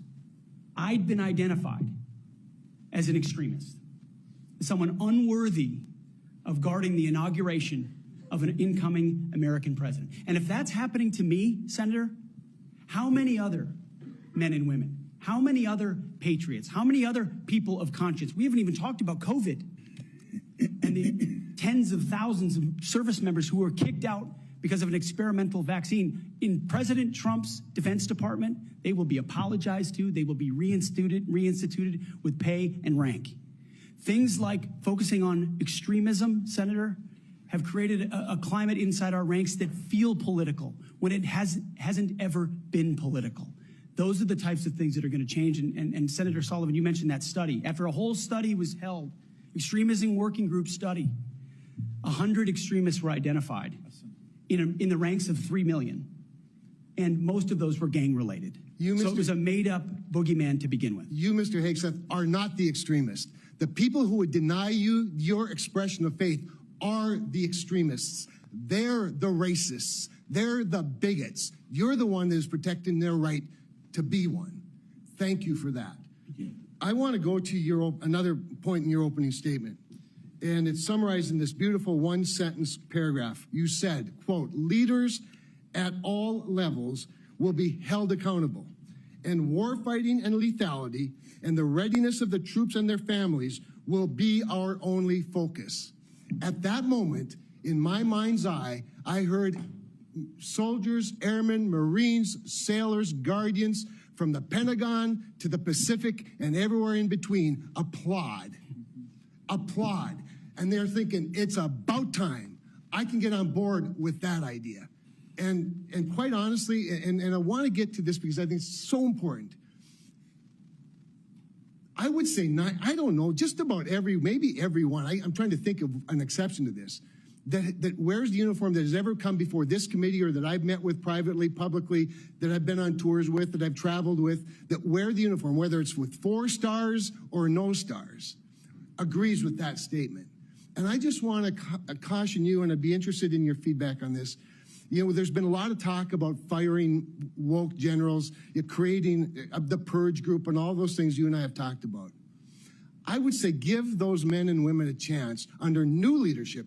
You know, my favorite painting in the rotunda is of George Washington retiring his commission, establishing on day one, a man who could have been king, chose to be a civilian leader of this country. And I just would encourage you to trust them first, and look forward to them saluting the civilian leadership of this country. So just maybe if you could spend a minute just elaborating a little bit about the wokeness, where it comes from, and who will be held accountable. The wokeness comes not from the uniform ranked, Senator, but from the political class. On day one, on January 20th, when President Trump is sworn in, he will issue a new set of lawful orders. And the leadership of our services will have an opportunity to follow those lawful orders or not. Those lawful orders will not be based on politics. They will be based on readiness, accountability, standards, and lethality. That is the process by which leaders will be judged. And accountability is coming, because everybody in this room knows if you're a rifleman and you lose your rifle, they're throwing the book at you. Mm-hmm. But if you're a general who loses a war, you get a promotion. That's not going to happen in Donald Trump's Pentagon. There will be real standards for success. Everyone from the top, from the most senior general to the most lowly private, will ensure that they're treated fairly, men and women, inside that system. I also just want to commend you for your answers to Senator Fisher's questions about nuclear deterrence, but I also appreciate the fact that you emphasize reputational deterrence, because deterrence is not a weapon system, it is an attitude, and you project an attitude of deterrence. Thank you. Thank you, Mr. Chairman. Thank you, Senator Kramer. Senator King. Thank you, Mr. Chairman. Mr. Hegseth, welcome to the committee. Thank you, Senator. You've made several references to your religion today. I share that devotion to Christianity, but I must say I've been reminded somewhat of Saul on his way to Damascus. You seem to have been converted over the last several weeks and several months. You wrote in your book just last year that, but if we're going to, this is the book War on Warriors, but if we're going to send our boys to fight, and it should be boys, we need to unleash them to win. Later on, our boys should not fight by rules written by dignified men. Which is it?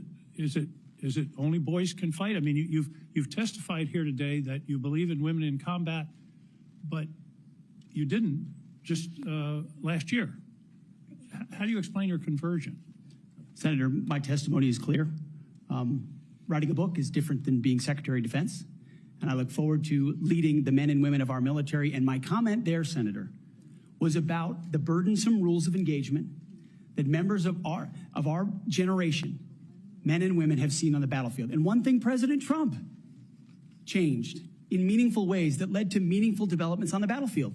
When President Trump took control in the first term, ISIS was raging across Iraq. And as someone who spent a lot of time there with other men and women who invested in that mission, it was a very difficult moment to see the black flag of ISIS fly. And what President Trump did was untie the hands of warfighters. He changed the rules of engagement, untied the hands of warfighters, and allowed them to complete their mission and crush ISIS. It has not just tactical implications, operational and strategic implications, how you allow warfighters to go about winning and fighting their wars. President Trump understands that, and within the laws of war and the Uniform Code of Military Justice, we are going to unleash warfighters to win wars so that wars don't drag on forever, as our generation has seen. So are you rejecting Title 18 and Title 42, I think, also has provisions that incorporate the Geneva Convention and the laws of armed combat? Are you saying that those laws should be repealed? That is the law of the land right now. Senator, we have laws on the books from the Geneva Conventions into the Uniform Code of Military Justice. And then underneath that, you have layers in which standard or temporary rules of engagement are put into place. We fight enemies also, Senator, as our generation understands, that play by no rules. They use civilians as human shields. So are you saying they target women and children? The Geneva Convention should not be observed? We follow rules. We follow rules, but we don't need burdensome rules of engagement that make it impossible for us to win these wars. You're saying two different things. You're saying we follow rules, but we don't have to follow the rules in all cases. Is that correct? Senator, I'm making burdensome rules. Senator, I'm making an important tactical distinction that warfighters will understand. That there are the rules we swear an oath to defend, which are incredibly important, and this committee understands and helps set them. And then there are those echelons above reality, from corps to division to brigade to battalion, and by the time it trickles down to a company or a platoon or a squad level, you have a rules of engagement that nobody recognizes. And then it makes you incredibly difficult to actually do your job on the battlefield. That's the kind of assessment and look that an Army major will give to this process if I was confirmed to be the Secretary of Defense. Your quote is true understanding your of that. quote in 2024, our boys should not fight by rules written by dignified men in mahogany rooms 80 years ago. That would be the Geneva Convention. America should fight by its own rules, and we should fight to win or not go in at all. Are you saying that the Geneva Convention provisions, which clearly outlaw torture of prisoners, should not apply in the future? Senator, how we treat our wounded, how we treat our prisoners, the applications of the Geneva Conventions are incredibly important. But we would all have to acknowledge that the way we fought our wars back when the Geneva Conventions were written are a lot different than the asymmetric, non-conventional environment of counterinsurgency that I confronted in Iraq and Afghanistan. I was the senior counterinsurgency instructor in Afghanistan. My job was to understand how the Taliban and Al-Qaeda operated so that NATO units coming in could be informed of what was happening. They knew our rules of engagement, and when they were more restrictive, they took advantage of them, and it put our men and women in a more dangerous and difficult place. And you believe For future wars we fight, we need to have someone atop the Pentagon, sir, who understands how those ripple effects Well, I just want to understand your position. Your position is torture's okay. Is that correct?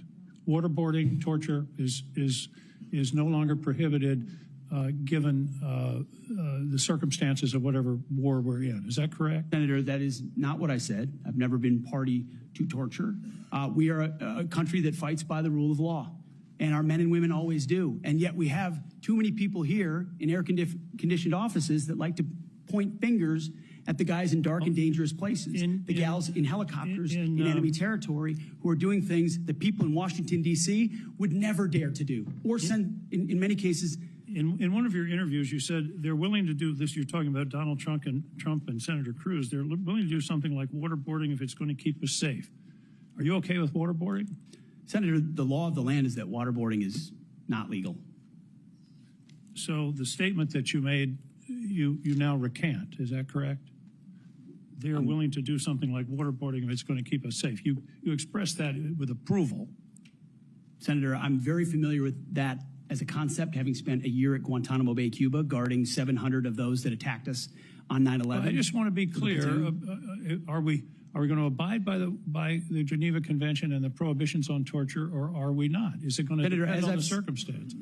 As I've stated multiple times, the Geneva Conventions are what we base ours. But what an America First national security policy is not going to do is hand its prerogatives over to international bodies that make decisions about how our men and women make decisions on the battlefield.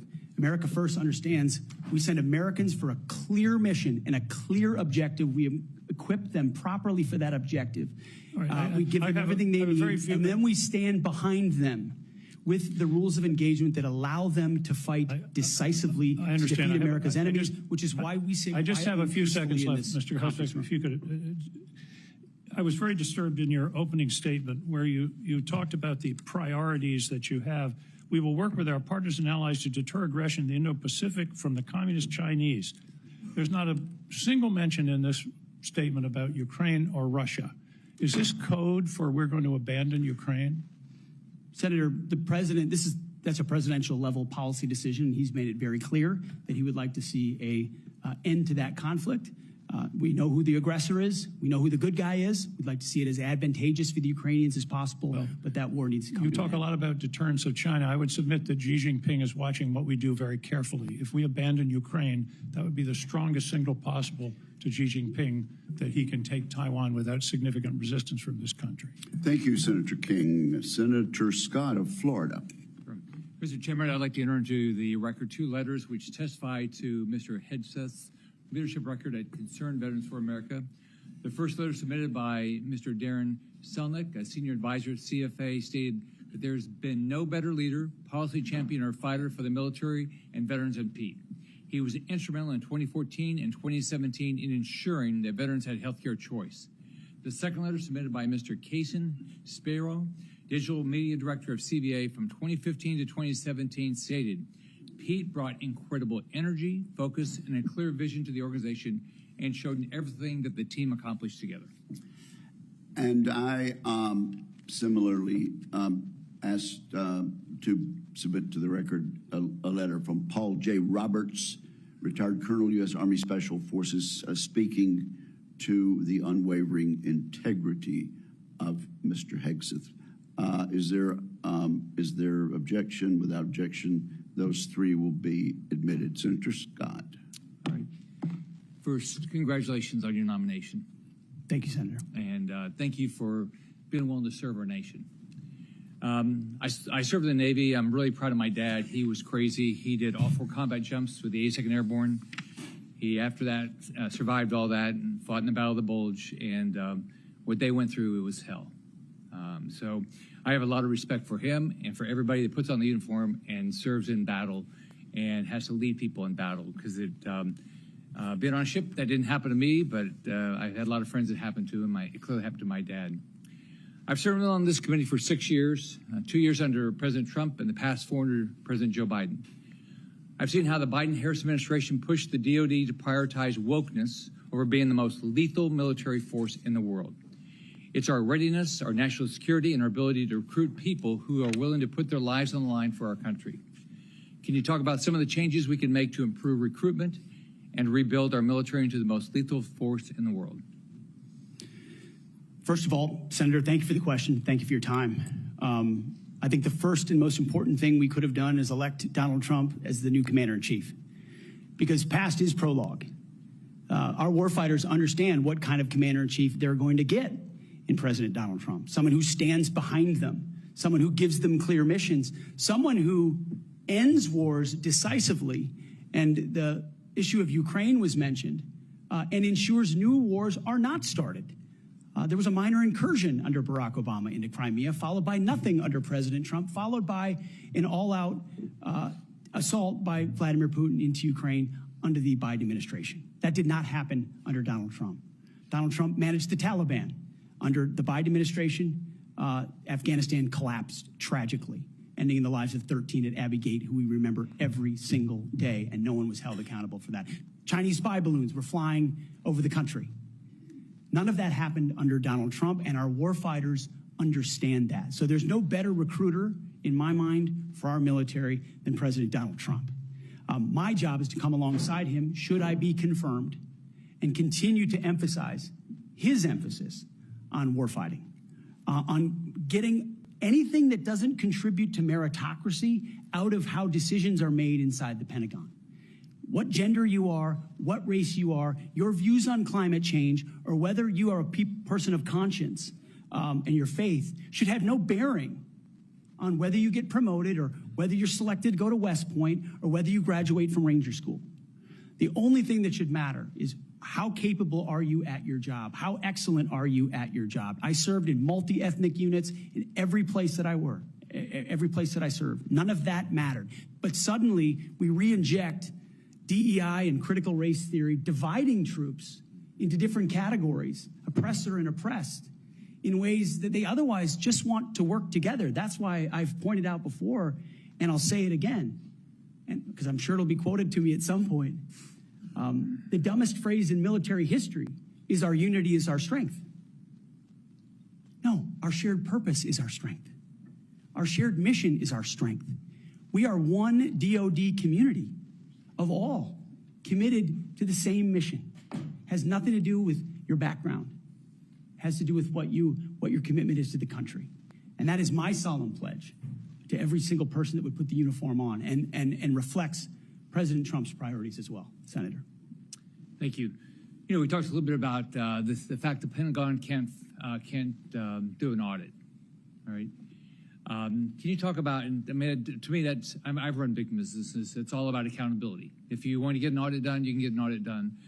You might get a letter saying, hey, there's things you have to fix, but it all goes to accountability, and we haven't had it. So can you talk about how you bring accountability to the table, what you've done in the past, and what you're going to do with regard to bringing accountability to the Pentagon. I meant it when I said it in the opening statement, Senator. I know what I don't know. I know I've never run an organization of 3 million people with a budget of $850 billion. But what I do know is that I've led men and women. I've led people. And it's leadership of people and motivation of people and a clear vision of people where you build a team, cast that vision, empower people properly. I want smarter and more capable people around me than me. And you will get that at the department. I cast the clear vision, build the plan, work it. We set the metrics, and everyone is held accountable. I know our incoming businessman president believes in accountability and holding people accountable. That will happen at the Pentagon. I mean, this has been a problem for a long time. Secretary Rumsfeld gave a speech on September 10th, 2001 that's mostly forgotten. But it was about the need for acquisition reform, cutting tail to give to teeth to warfighters. And then 9/11 happened. And these are problems that have been persistent for a long time. But now we have new threats. And we need the urgency of this moment. As you said, Mr. Chairman, the most dangerous moment we've been since the end of the Cold War and possibly since World War II. The urgency to do everything possible to get the capabilities into the hands of warfighters, Emergency Powers Defense Production Act, whatever it takes, and an audit is certainly part of it. Why do you want to do this? Why do you want to do this job? What drives you? You have 30 seconds. Because I love my country, Senator, and I've dedicated my life to the warfighters. People see me as someone who hosts a morning show on television. But people that really know me know where my heart's at. It's with the guys in this audience who've had my back, and I've had theirs. We've been in some of the darkest and most difficult places you can ever be in. You come back a different person. And only by the grace of God am I here before you today. I'm doing this job for them, for all of them. Thank you, Mr. Hegseth. Senator Warren. Thank you, Mr. Chairman. And Mr. Hegseth, thank you. Thank you for your service.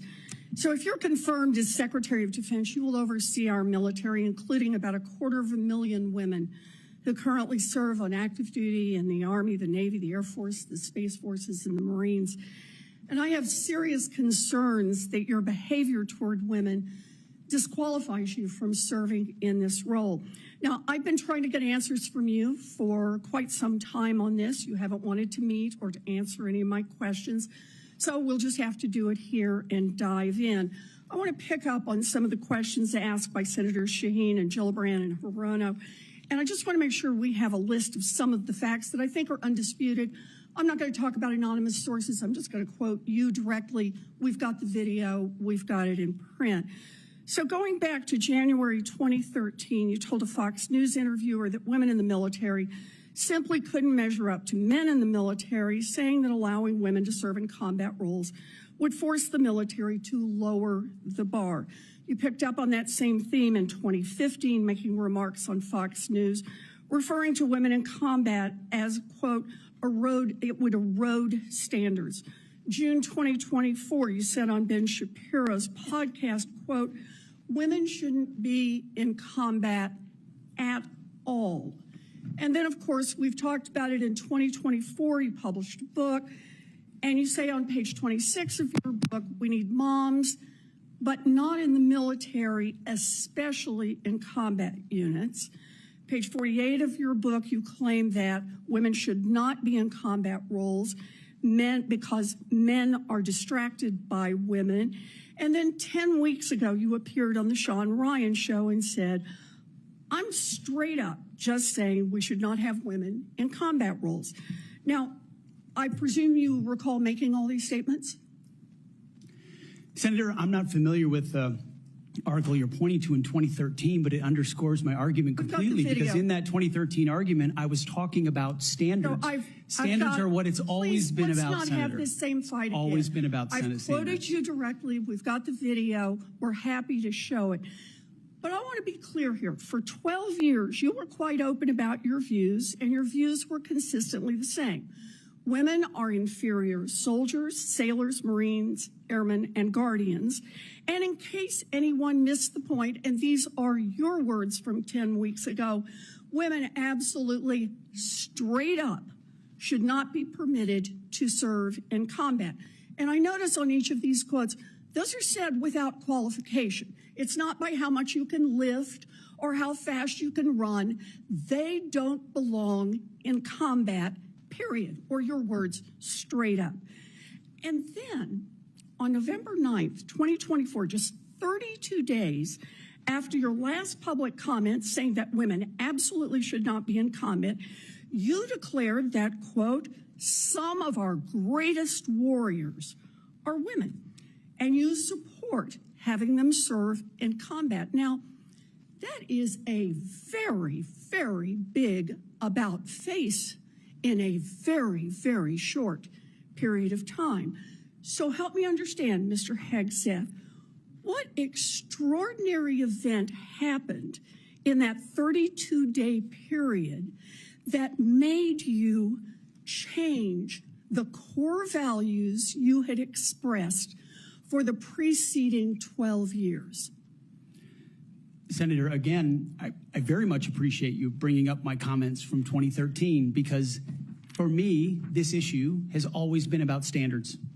And unfortunately, because of some of the people that have been in political power for the last 4 years, priorities other than standards, lethality, and meritocracy have driven decision-making. I'm quoting you from the podcast. Women shouldn't be in combat at all. Where is the reference to standards? That they should be there if they can carry, if they can run? I don't see that at all, Mr. Hegseth. What I see is that there's a 32-day period in which you suddenly have another description about your views of women in the military. And I just want to know what changed in the 32 days that the song you sang is not the song you come in here today to sing. Senator, the concerns I have and the concerns that many have had, especially in ground combat units, is that in pursuit of certain percentages or quotas, standards have been changed. And that makes the combat more difficult for everybody involved. Let me make a suggestion about what happened in that 32 days. You got a nomination from President Trump. Now, I've heard of deathbed conversions, but this is the first time I've heard of a nomination conversion.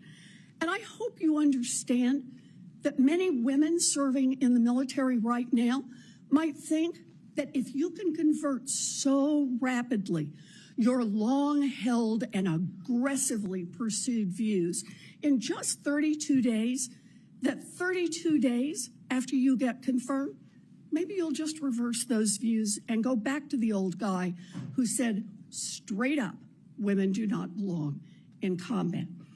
Now, Mr. Hegseth, you have written that after they retire, generals should be banned from working for the defense industry for 10 years. You and I agree on the corrosive effects of the revolving door between the Pentagon and defense contractors. It's something I would have liked to talk with you about if you'd come and been willing to visit with me. But the question I have for you on this is, will you put your money where your mouth is and agree that when you leave this job, you will not work for the defense industry for 10 years? Senator, it's not even a question I've thought about because it's not about one it right now. It's not one. My motivation for this job I understand has never that. been I just about need what a could yes or no conceivably here. come next. Time is short. I just need a yes or no. I would consult with the president about what the policy should be In at the Defense other Department. words, you're quite sure that every general who serves should not go directly into the defense industry for 10 years. But you're not willing to make that same pledge? I'm not a general, Senator. You'll be the one, let us just be clear, in charge of the generals. So you're saying sauce for the goose, but certainly not sauce for the gander? I would want to see what the policy of the president is. I'll bet you would. Thank you, Senator Warren. Senator Tuberville. Thank you, Mr. Chairman, and thanks for your hard work and your committee's hard work, Mr. Chairman. This has gone well. I'd like to submit this letter, topic conduct at Vets for Freedom for Hegseth. I'd like to submit that for the record, please. Without objection. General Hegseth, Mr. Hegseth, thanks for being here today and with your family. I know this is tough. That's what it's all about, though. You're a tough guy. Been here for a while. Never seen this many people that here for a support of a nominee. That's impressive. I met with a lot of them yesterday, and they are very passionate. So thank you for willing to take this on, and congratulations on your nomination. I'm worried about recruiting. We can look at everything out there and talk about all these things, these narratives, but at the end of the day, I came from a team sport where the players actually won the games. And that's what's going to happen here. You're not going to win the game. Now, you're going to set the precedent. You're going to get the blame or the credit, but there's going to be people that's going to be under you that's going to set the precedent for the future of our country. Now, the war games that we play on our computers with our adversaries right now, for us, it don't look good because our military, we're in trouble. Our whole country's in trouble. Thank God President Trump got elected November the 5th. We couldn't kept down this same path. That could not happen. I met with a couple of generals this summer. Coach, we're spending more money on transgender restrooms than we are coverings for $100 million airplanes. That's not acceptable. We can't do that. That's not what this is about. Met with a couple of Navy SEALs not too long ago. They just got back from crawling around in the mud and the muck overseas, unknown places. Couldn't tell you where they've been, carrying a weapon, obviously protecting us and our allies. And the first week they're back. What'd they do? They had to go through a week of DEI training. Both are now out. They give it up. It was embarrassing to them of what they had to do. We've lost all sight of what we're doing in our military, lost all sight. It starts with leadership, and it starts with recruiting. Well, I was a young man, used to, when I was growing up, if you couldn't afford to go to college, you had the opportunity to go to the military where you could learn a trade. You could learn, you could make a living for your family, and eventually possibly get an education. That was a good alternative. We've forgotten that. We've forgotten it. We can't give up on our young people. Young people are our number one commodity in this country, and they're the ones that's going to live and die for the freedom of this country in the future. So, again, thank you for taking this on. Recruiting. Our service academies are meant to serve as our primary commissioning source of officers. It now appears that they are a breeding ground for leftist activists and champions of DEI and critical theory. Now, not all, but some, and some is way too much. How are we going to eliminate this, Mr. Hegseth? How are we going to get this back on track to where we grow our leaders? I had a young man that forever he wanted to go to West Point. I got him a nomination, I got him accepted, and he turned it down. He says, Coach, I'm not getting involved with that mess. How are we going to overcome this? Senator, thank you for the question. And I think it comes down to leadership, clear leadership. From President Trump through me, should I be nominated? And that's what soldiers, sailors, airmen, Marines, and Guardians see, is clear leadership. It says, this is what we believe. This is the mission we're going to give you. Here's the equipment we're going to give you, and here's how we're going to support you. Because the military, at a lot of levels, Senator, has been for generations a family business. You know, my grandfather served. My father served. I served. My daughter served. That chain has started to break, with generations of people my age and older talking to their kids and grandkids, wondering, pondering, do I want them to serve? Will my country use them responsibly? When that kind of doubt is cast, you get serious recruiting problems like we do right now. You get questions about whether I want my son or daughter to follow my path in West Point, which I've heard multiple times. Would I want and so you have to rip, root, and branch the politics and divisive policies out of these institutions and then focus them on creating and preparing actual future military leadership. West Point traditionally is focused on engineering, and rightfully so, because in our fighting forces across all services, we need the best and brightest minds in engineering, in addition to military studies. That's what I did at ROTC at Princeton, military science. And we need more uniformed members going back into West Point, the Air Force Academy, the Naval Academy, as a tour to teach with their wisdom of what they've learned in uniform. instead of just more civilian professors that came from the same left-wing woke universities that they left, and then try to push that into service academies. When that changes, Senator, I truly believe under Donald Trump, we will have a recruiting renaissance. That sends signals to the world, to our enemies and our allies alike, that America's back. And thankfully, then we have the men and women of our country willing to want to serve. Thank you. And it's about attitude, too. And I love your attitude. You've got to be motivated. You've got to understand that people, they will hook up with you. They will understand and learn under their leaders. Why would you fight for a country that you don't love? That's what I keep hearing from a lot of our college kids that they're getting from these woke universities that they go to. Now, and I worked at a lot of them. That is one of the excuses I get from our kids. We've got to break that. Another one, according to the Pentagon, between 2001 and 2024, the number of civilian employees in the Office of the Secretary of Defense has nearly doubled from 1,500 to 3,000. Civilians on Joint Chiefs has increased from 191 to almost 1,000. Our military end strength goes down. Our staff numbers are exploding. What are you going to do about that? Senator, we're going to address that. We won World War II with 7 4-star generals. Today we have 44 4-star generals.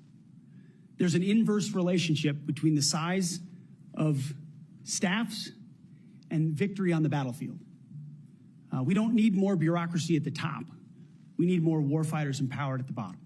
So it's going to be my job working with those that we hire and those inside the administration to identify those places where fat can be cut so it can go toward lethality. Thank you, Senator Tuberville. Senator Peters. Thank you, Mr. Chairman. Mr. Hegseth, welcome to this committee. Thank you.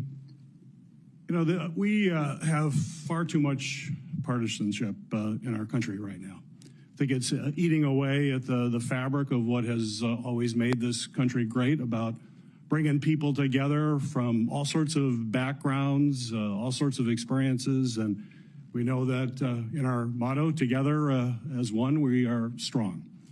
And so we in this committee, and certainly I speak for myself, but I think I speak for many of my colleagues, want to take partisanship out of this proceeding as much as we can. I'm not naive. It's out there. I get it. But we've got to try to take that out.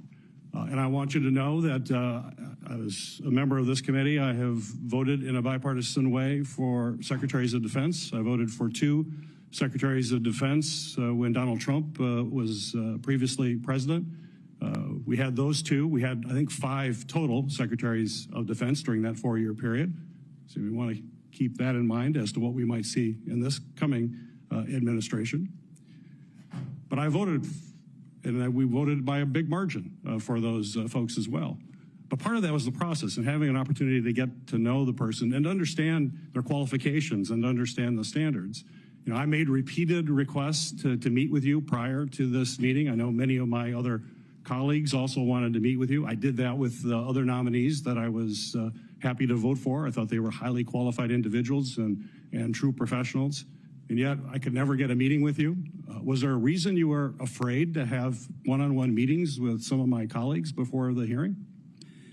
Senator, I know there was a great deal of outreach to multiple offices. Schedules get full. There's a lot going on. I was ready. And I welcome the opportunity, pending my schedule, to have an opportunity to sit down. I was ready. It would have been so much better to have that opportunity to talk beforehand. I think that's a big mistake, and it doesn't set us on a good course when you refuse to meet with people and have a professional conversation about the huge challenges that we face at the Department of Defense. My colleagues, the folks who introduced you and others, the chairman has mentioned about the management of the DoD is a concern, cost overruns, delays on weapon systems. We need strong management at the Department of Defense, first and foremost. We've got to have someone who's going to grab the reins and give the taxpayers value for having the most lethal fighting force in the world that defends freedoms, but we've got to do it in an efficient way. I've heard about the jobs you've had in the past. Let's just talk about qualifications. I know you had 2 previous positions. How many people reported to you in those positions? Senator, at Vets for Freedom, we were a small upstart. Our focus was just the number, working please. on Capitol Hill, going back to the battlefield, just the number, warfighters. Just the number, please. We probably had 8 to 10 full-time staff and lots of volunteers. So you had 8. Has there been any other? We've heard about the 2, and certainly there's been a lot of talk about the mismanagement, et cetera, et cetera. I'm just curious. I won't go into that. Just curious. So you had 8 there. Have you? What's the largest number of people you've ever supervised or had in an organization in your career? Not 3 million. Senator. No, I don't expect that. No one, very few people have ever had that experience. But how many? It's a straight up question. I think we had over 100 full-time staff at Concerned Vets for America, roughly, with thousands of volunteers. So 100 people. I was also a headquarters company commander, which would have been that's fine. a couple of hundred. Nothing remotely near the size of the Defense Department. Right. I would acknowledge that. Actually, not remotely near even a medium-sized company in America, let alone a big company in America, especially a major corporation. And we're hiring you to be the CEO of one of the most complex, largest organizations in the world. We're the board of directors here. I don't know of any corporate board of directors that would hire a CEO for a major company if they came and said, I supervised 100 people before. They'd ask you, well, what kind of experiences you had? We need innovation. Can you give me an experience or your actual experience of driving innovation in an organization? Give me an example of where you have done that. Oh, my goodness, Senator, absolutely. At Concerned Veterans for America, we created the Fixing Veterans Healthcare Task Force, a bipartisan task force that had never been done before, to create policy, to drive policy change on Capitol Hill that organizations fought ferociously against. We got the VA Accountability Act passed and the Mission Act passed in a way that a nonprofit of our size, veterans organization, has never done. And it's testified in all the letters that we put forward to the committee, which are on the record. I have limited time. Thank you for that. Give me an example of where you've driven down cost. I've heard the examples that Senator Blumenthal gave. The cost was a real problem for you in your 50-person organization that you actually raised a lot less than what you actually spent. Did you drive costs down? If in a 50-person organization, let me tell you, we've got to drive costs down dramatically in an organization of 3 million people and hundreds of billions of dollars. You don't have that experience that you can talk about. To me, this is or acquisition reform. Acquisition reform, you bring that up. Have you had experience in acquisition reform? I've written about and studied on acquisition reform. Have you actually done it? Because what we need in the hands of our warfighters better change because we're not doing it well right now. It better, and we need people who have experience actually doing that. You talk about standards. Again, I'm going to go back to CEO of the most complex organization in the world. I don't think there's a board of directors in America that would hire you as a CEO with the kind of experience you have on your resume. You talk about standards. You talk about raising or lower, we have a problem of standards in the DOD, and we have to raise standards for the men and women who serve.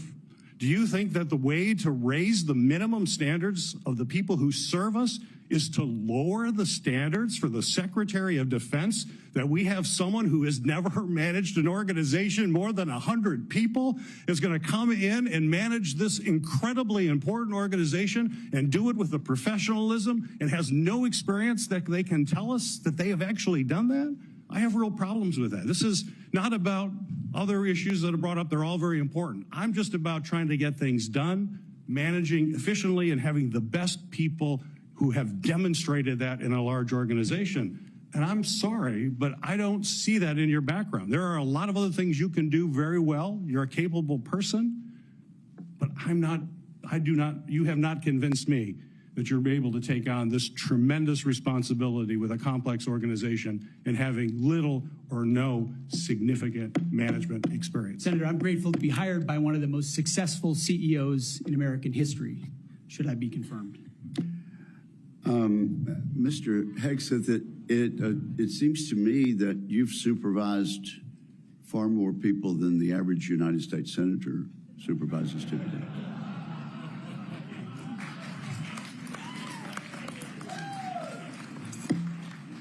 And except for former governors, Mr. Chairman. Senator Mullen, I understand you are yielding back your time and do not wish to ask questions. I was misinformed. Senator Mullen, okay. That's right. Caught me totally off guard there. I'd like to submit for the record signatures by 32 members of the House of Representatives who are veterans. The signatures call on the Senate to honor the constitutional duty of advise and consent by conducting a fair, thorough confirmation process that evaluates his nomination solely on the substance and merits. His distinguished military service, academic credentials, and a bold vision for revitalizing the national defense. I ask unanimous consent to enter into the record. Without objection. There's a lot of talk going about talking about qualifications and then about us hiring him if we are the board. But there's a lot of senators here I wouldn't have on my board because there is no qualifications except your age, and you got to be living in the state and you're a citizen of the United States to be a senator. Other than the fact we got to convince a lot of people to vote for us. And then when we start talking about qualifications for if you're qualified for it, could the chairman tell me what the qualifications are for the Secretary of Defense? Mr. Chairman, could you tell me what the qualifications are for the Secretary of Defense?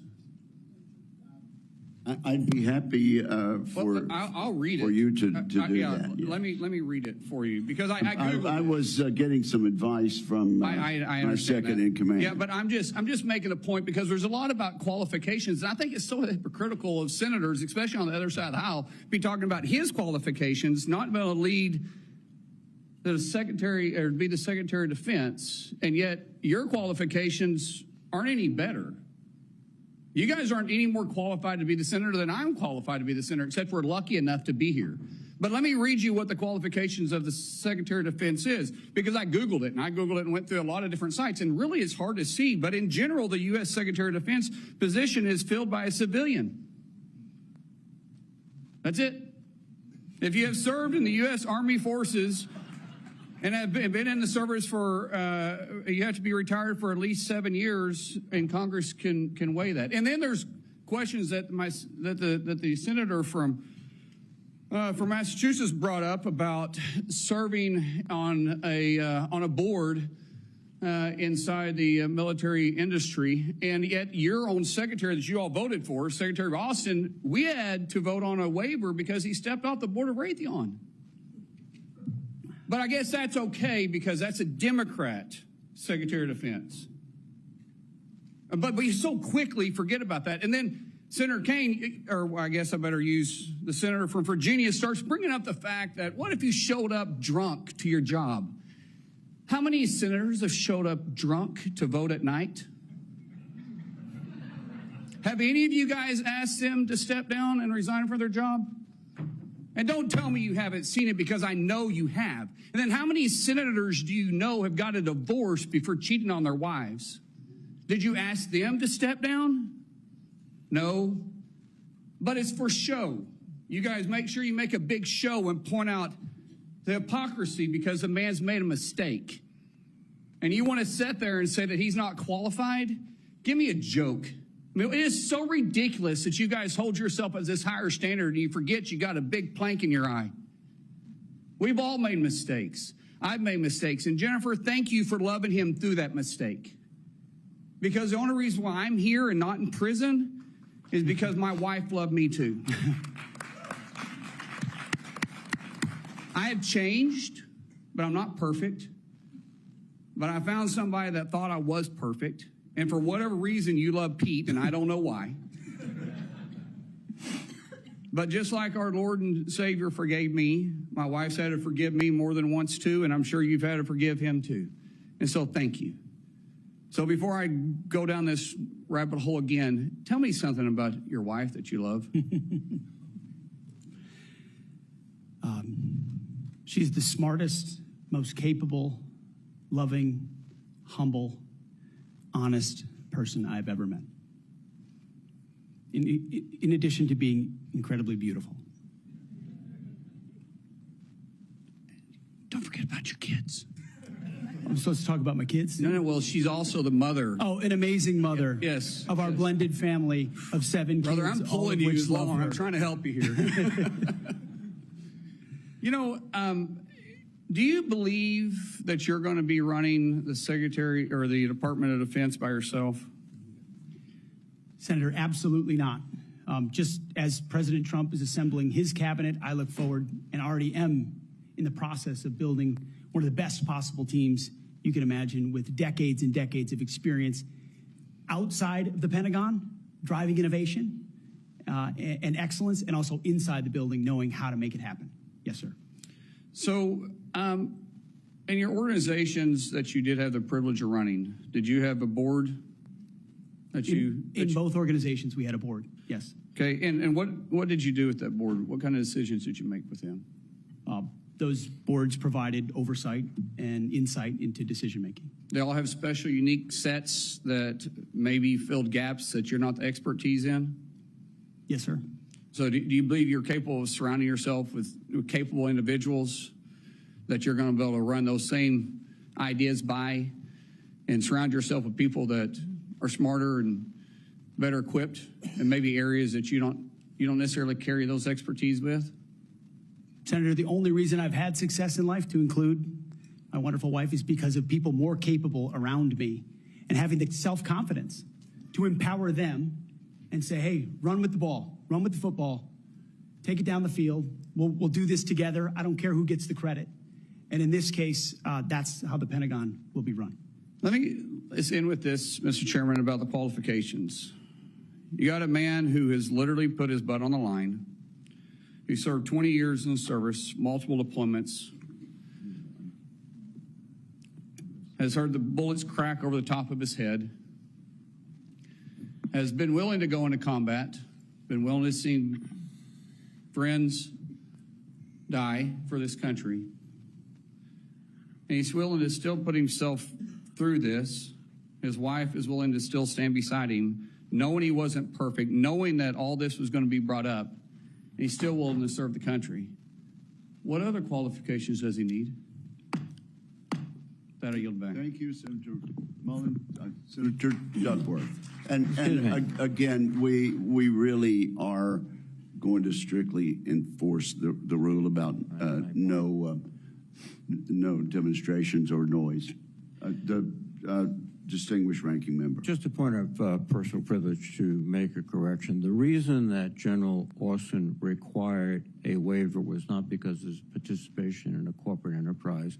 It was because he did not have 7 years of interruption between his service and his appointment. Second point is that if any of us were appointed as Secretary of Defense, we would be subject to the same types of questions. And the case in point is Senator John Tower was nominated for Secretary of Defense. It was discovered by his colleagues that his behavior was not commensurate with the responsibilities despite his service, and he was voted down. Thank you. Thank you, Mr. Chairman. Senator Duckworth, you are recognized. Thank you, Mr. Chairman. And also, Secretary Mattis had to have this waiver as well. Mr. Hegseth, this hearing is about whether you are qualified to be Secretary of Defense, and one of the qualifications, to answer my colleague's question, is to actually win the votes of every member of this committee and to be confirmed by the United States Senate. And you need to convince us that you're worthy of that vote, because the people of the state of Illinois voted for me to be their senator so that I could cast that vote when it comes to picking who is going to be the next Secretary of Defense. This hearing now seems to be a hearing about whether or not women are qualified to serve in combat, and not about whether or not you are qualified to be Secretary of Defense.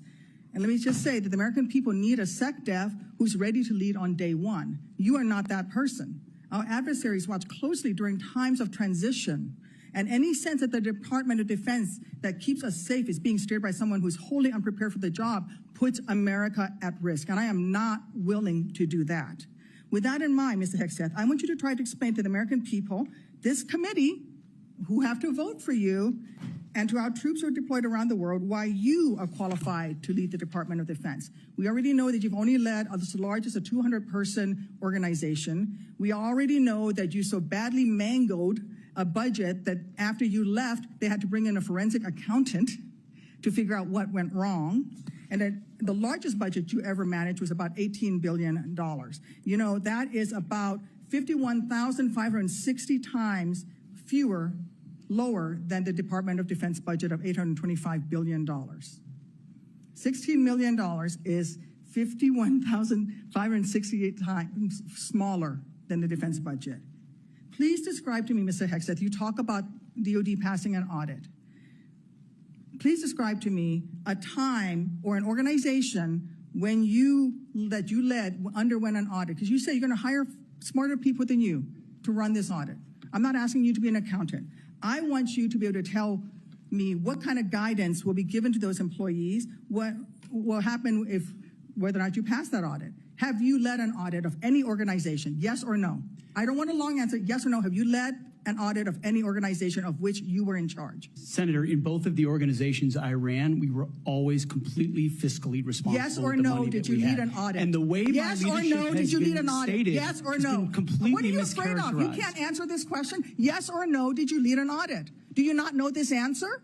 Senator, every yes or part no? of my leadership yes of these or no? organizations yes has or been no? Did you lead an audit? misrepresented I will from take top that to as a bottom. no. What were the findings? Though there were no findings because you've never led an audit. What guidance did you give the auditors? None, because you've never led an audit. Nobody expects you to be an accountant, Mr. Hegseth. What we expect is for you to understand the complexity of this Pentagon budget process that is absolutely necessary to outfit our warfighters.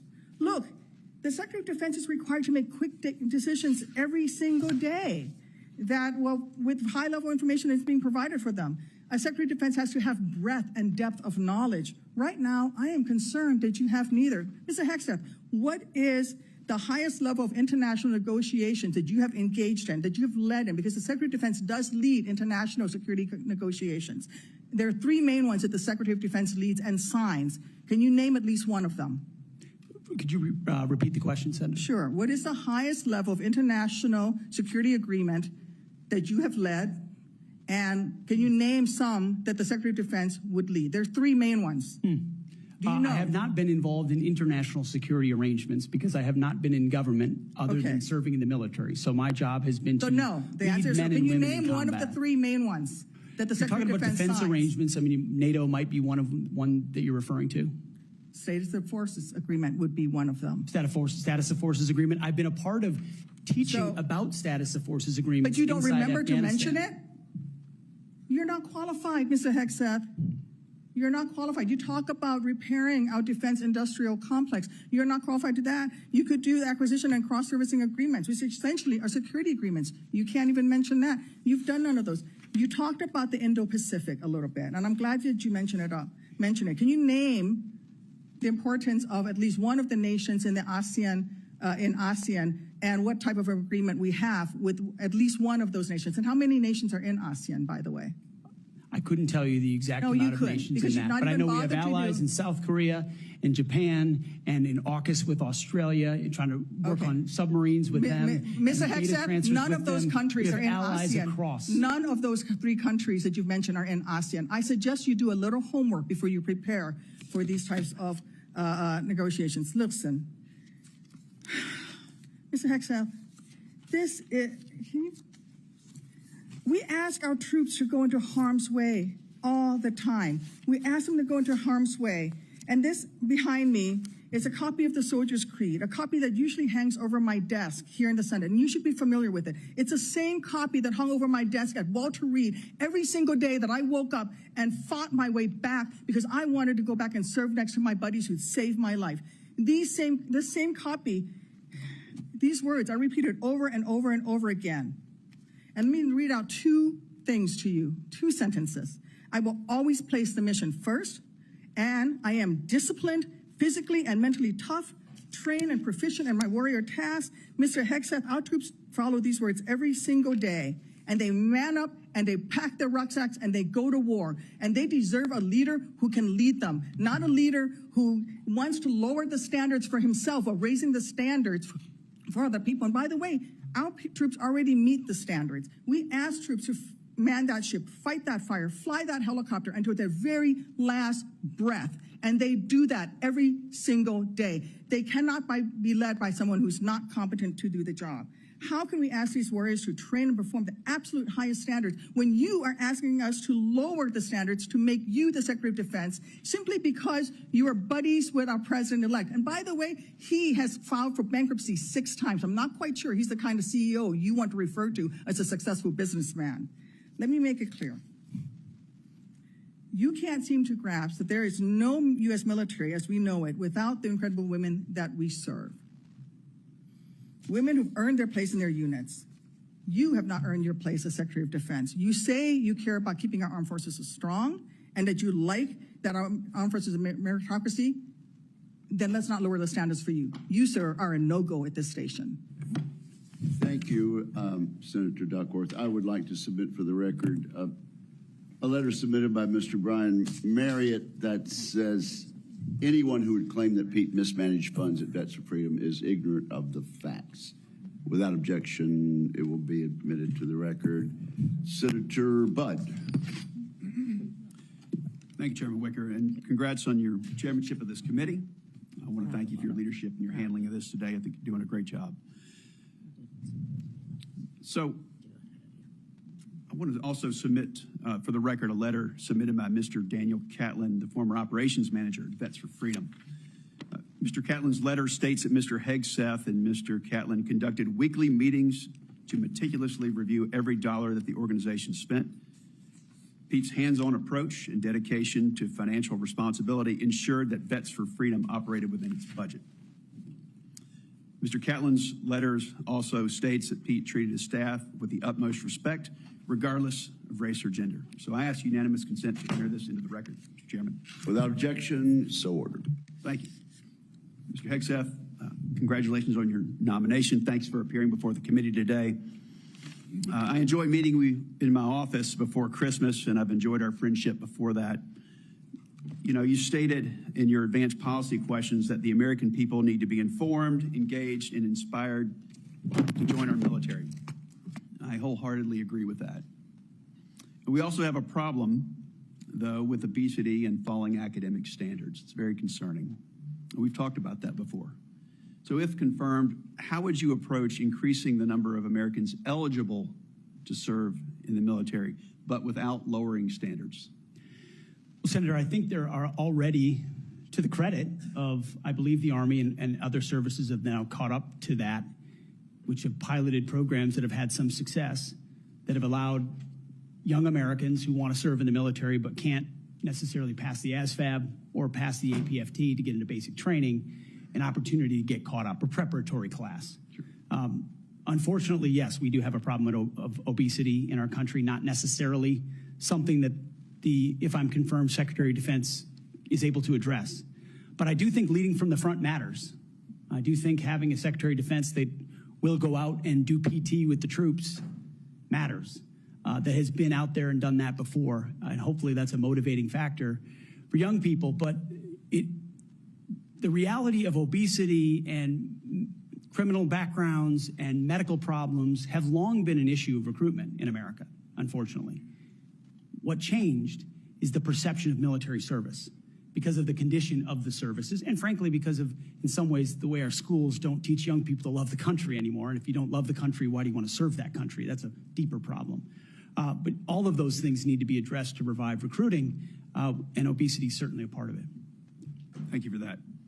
So I've had multiple conversations with young folks back in North Carolina, young men, young women, and we get to meet a lot of them. But, you know, I hear from some of these folks who I encourage to join the military. They say that they're concerned that it's become politicized. And if confirmed, would you commit to working with my office to address the military recruiting crisis and ensuring the military is focused on warfighting? Senator, absolutely. Number one, from day one, with a mandate from the Commander-in-Chief, who received that mandate when Americans spoke out loudly and said, we want peace through strength, we want America first foreign policy, and we don't want political ideology driving decisions inside our Defense Department. That was clear. It's an infection that the American people are acutely aware of, which the men and women in this room have lived firsthand. I've lived it firsthand. And that's why it will be a priority. And I truly believe, and I'm humbled by this, the response we've already seen from young men and women who've decided to join the military when they had said I wasn't going to. But seeing a Commander-in-Chief, Donald Trump, reassured them. Seeing the possibility, if confirmed, of a Secretary of Defense that would have their back reassured them. And so in the first couple of months after President Trump's election, we have already seen, the numbers are there, a recruiting surge in all the services that I would welcome the opportunity to continue. And it's humbling to think that families across this country would have confidence in us to deliver for their young men and women. There's no more important task. Thank you for that. So shifting gears a bit, I want to hear some of your thoughts on the growing fighter aircraft capacity gap with China and what this means for a potential fight in the Indo-Pacific. So if confirmed, what policy recommendations will you make to the President on procurement and maintenance of 4th and 5th generation fighters while we continue to research and develop 6th generation and collaborative combat aircraft? Senator, that's a very important conversation, one that I've been looking at a great deal. A lot of it, just to be clear, involves classifications and understanding precisely cost and capabilities, including capabilities of enemy systems, both not just 4th and 5th, but potential 6th generation, which we've already seen a prototype released from the Chinese. That's a dangerous development, considering at least the publicly understood condition of NGAD, which I look forward to the opportunity to looking underneath the hood on that.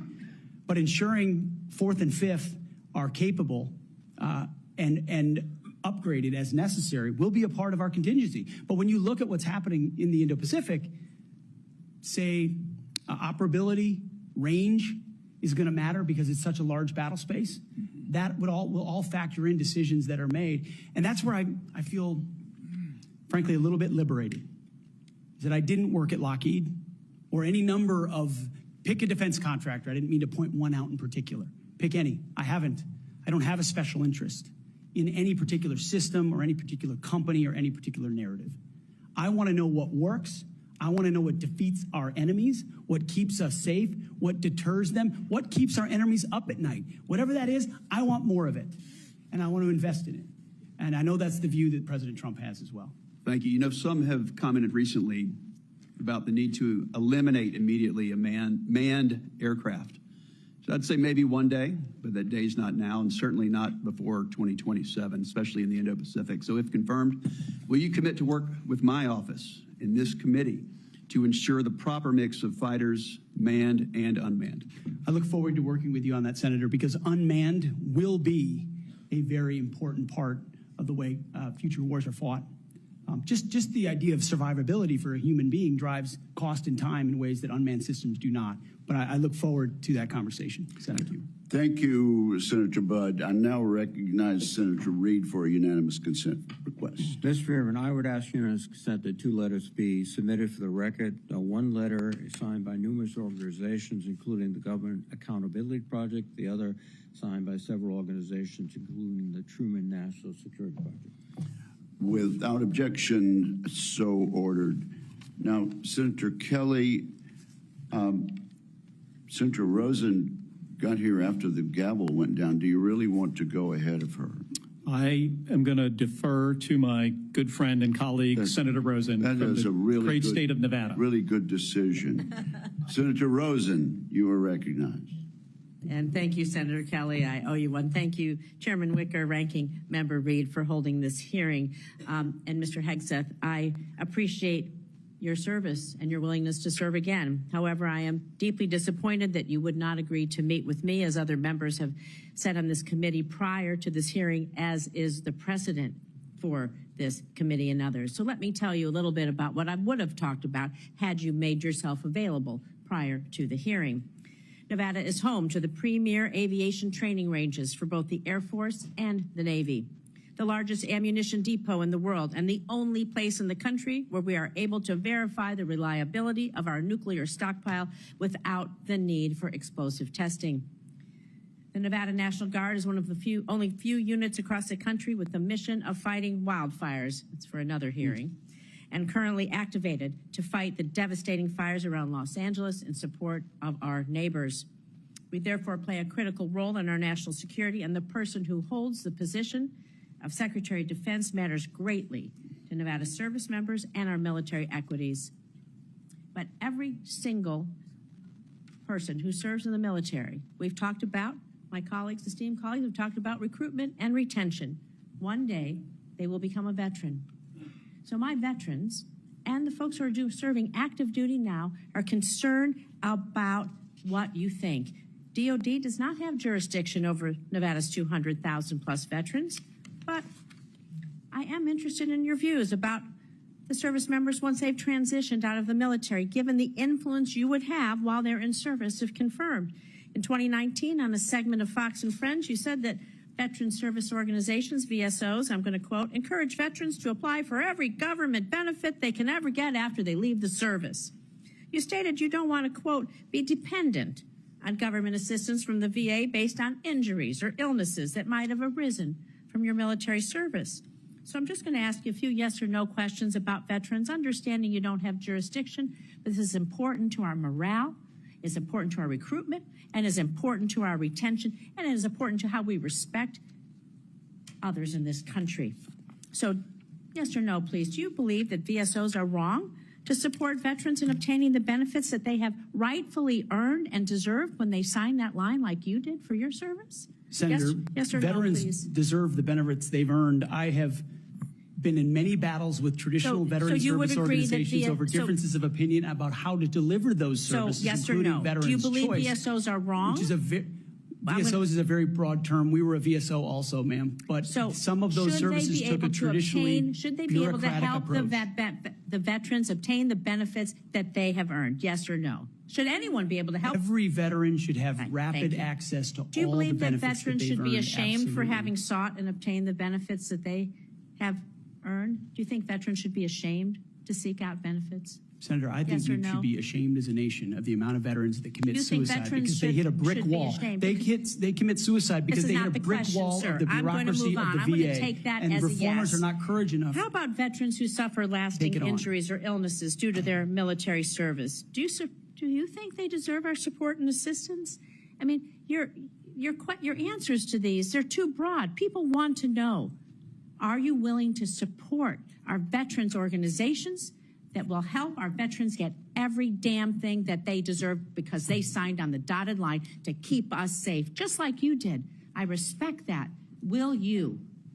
Senator, with all due humility, I don't know that there's anyone in this room over the last 20 years that have worked harder to ensure that our veterans are taken care of. It has been a passion of my life, alongside with so many on this dais, to make sure that veterans receive, and it is a recruiting crisis. But you when said that veterans veterans are are not treated dependent well, on the government. they don't You want said their veterans are sons and daughters dependent to on the join. government. Do you believe that veterans getting these benefits are dependent on the government, or do you believe it's a benefit they've earned and deserved through their service? It's a Are they benefit they've dependent? earned and a hand up to But the these are next your chapter of their words life. then. So you have Absolutely. again changed your position.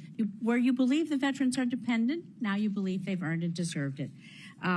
I just think it's disrespectful to change that position. These are benefits that people may need throughout their life and may not know when they need them or how they're going to need them, and they need to be there when they do.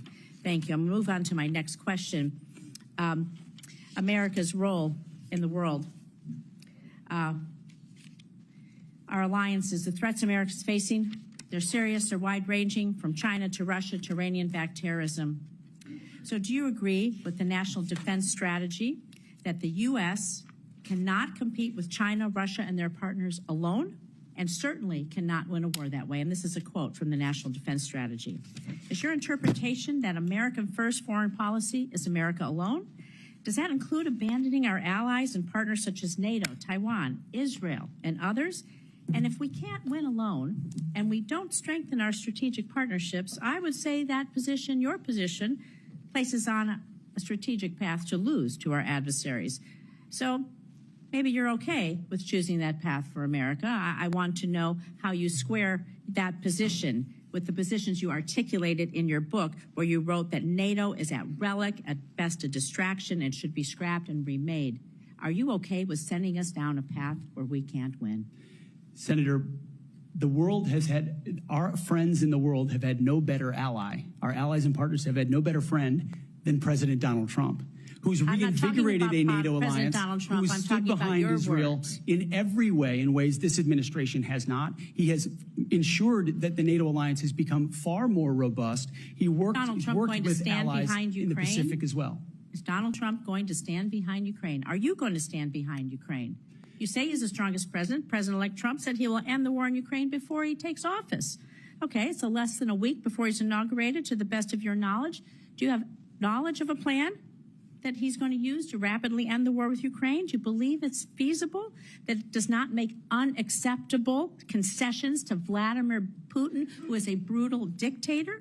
And are you going to give President-elect Trump the military advice that you have given others to achieve the objective of us winning the war in Ukraine? How do you think a rapid end to the war that Vladimir Putin started will affect the United States standing across the world? Senator, I will always give clear guidance, best guidance to the President of the United States on matters like that. Do you think that if we concede to Vladimir Putin that will hurt our credibility with our allies and partners? And do you not believe that our adversaries are watching? Perhaps you can take that for the record, Mr. Hegseth. Senator Schmidt. Thank you, Mr. Chairman. I'd like to submit for the record a letter submitted by Mr. Christopher Ahn, the former Director of Operations for Vets for Freedom. Mr. Ahn, his letter states that the suggestion, quote, the suggestion that funds were misused for personal gain, lavish parties, or other improper purposes is categorically false. Throughout my time working with Pete Hegseth, he consistently demonstrated exceptional integrity and leadership. I asked unanimous consent to enter this letter into the record. Without objection, so ordered. Senator Schmidt. Thank you, Mr. Chairman. Mr. Hegseth, good to see you here today. Thank you for your service. Thank you, Senator. And your willingness to serve.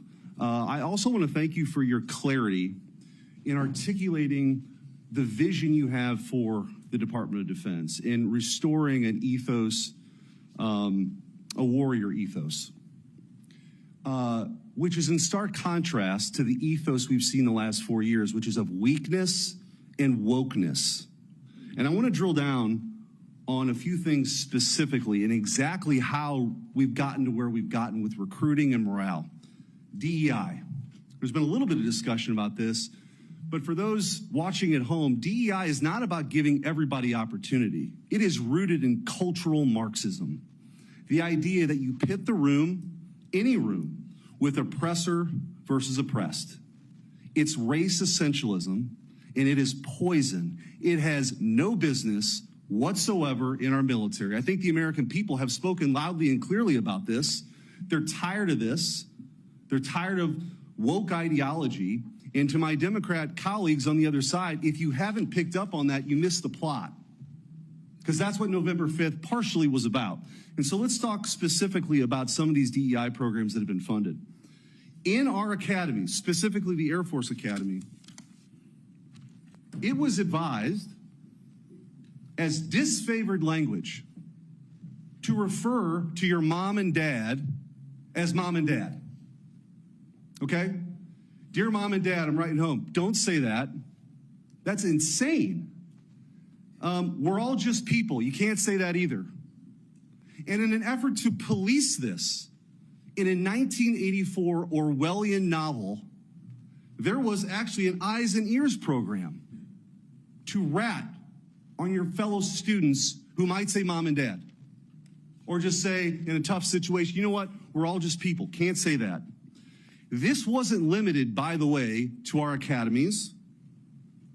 The Secretary of the Air Force, our current Secretary of the Air Force, in a memo from August of 2022, thought we had too many white officers, advocated for quotas. And if you crunch the numbers, that meant that 5,800 white officers who've worked really hard should be fired. In the United States of America, I don't know how we got here. And by the way, the Air Force isn't alone here. The Navy sort of touted a drag queen influencer. This stuff is insane. And people wonder why recruiting has dropped off. And let me just go through a few numbers, then I want to get your comments on how we fix this, because it's gone completely off the rails. In 2022, the Army missed their recruiting goal of 60,000 soldiers by over 15,000. In 2023, the Navy missed their recruiting goals by over 7,000. In 2022, the Air Force couldn't meet their standards, their numbers, even though they lowered their standards. They've lowered their standards to meet numbers they still can't get to. Mr. Hegseth, we got to fix this. I think what you've demonstrated today is that you have the talent and the ability and the desire to fix it. How are you going to fix it? Well, Senator, thank you for the question. First and foremost, up front, you have to tear out DEI and CRT initiatives, root and branch out of institutions. 100%. And then you have to put in Army, Navy, and Air Force secretaries and others, civilian positions at the helm, who are committed to the same priorities that the President of the United States is and if confirmed, the Secretary of Defense will be. Send a clear message that this is not a time for equity. Equity is a very different word than equality. Equality is the bedrock of our military. Men and women, duty positions in uniform, black, white, doesn't matter. We treat you equally based on who you are in the image of God as an individual. And we all get the same bad haircuts. You're not an individual, you're part of a group. Equity prescribes some sort of an outcome based on differing attributes that we have that divide us. What skin color are you? What gender are you? And then infuse that into institutions which manifest in things like quotas, formal or informal, which does what to morale? Sends it in the tubes. And it makes people feel like they're being judged by something other than how good they are at their job, which is poisonous inside institutions. So on top of this recruiting crisis, that wasn't enough for this administration. During the COVID hysteria and in their attempt to fire 100,000 people who worked for bigger companies because they didn't get the COVID shot, or to mask 5-year-olds, they decided also to make this a central plank in their policy at the Pentagon. 8,000 well-trained, so we got a recruiting crisis, 8,000 well-trained men and women were fired. Will you commit today, Mr. Hegseth, to recruit these folks back, to give them back pay, and give them an apology from the United States government for how they were disrespected? Senator, I will commit to this because the Commander-in-Chief has committed to this, that not only will they be reinstated, they will receive an apology, back pay, and rank that they lost because they were forced out due to an experimental vaccine. Thank you, and I'm a limited time, but I just want to say, for all the talk of experience and not coming from the same cocktail parties that permanent Washington is used to, you are a breath of fresh air. And again, if you weren't paying attention to what this election was all about, it was about the disruptors versus the establishment. And the American people have had enough of business as usual for the same people that we line up for these same jobs who give us the same results. We need somebody who's going to go in there and fight for innovation, fight for change. I think you're that person, and I appreciate your willingness to sit here and listen to some of these undignified attacks. It's ridiculous. Thank you. Captain Mark Kelly, you're recognized. Thank you, Mr. Chairman. Congratulations on your chairmanship. I want to make a request to the committee that we have a second round of questions. Pursuant to the bipartisan staff agreement that we reached late last year, this will be one round of 7-minute questions. All right. Thank you. Thank you, Mr. Chairman. I'll be happy to recognize my colleague, Mr. Reed. I think it's important to note for the record that when Secretary Hagel was here, we had 3 rounds of questioning. When Secretary Carter was here, we had 2 rounds of questioning. And I cannot recall any time where I have denied, as the chairman, a member to ask for a second round and receive the second round. So we are, I think, violating the principles of the committee, and I just want to go on the record. And your comment is noted. Thank you. Mr. Hegseth, thank you for being here today. Thank you for your service to this country. Thank you, Senator. Few nominees come into this room with all the necessary experience to do this job, to be Secretary of Defense. We get that. It's a reflection on just how big of a job this is. What I want to understand is whether or not you bring any of the necessary experience that this job requires. And here's where I'm concerned. Senator Coleman, in introducing you, and this is a quote, he said, "He has struggled and overcome great personal challenges," unquote. You walk in here saying that you've had personal and character issues in your past, including heavy drinking, which you wrote about.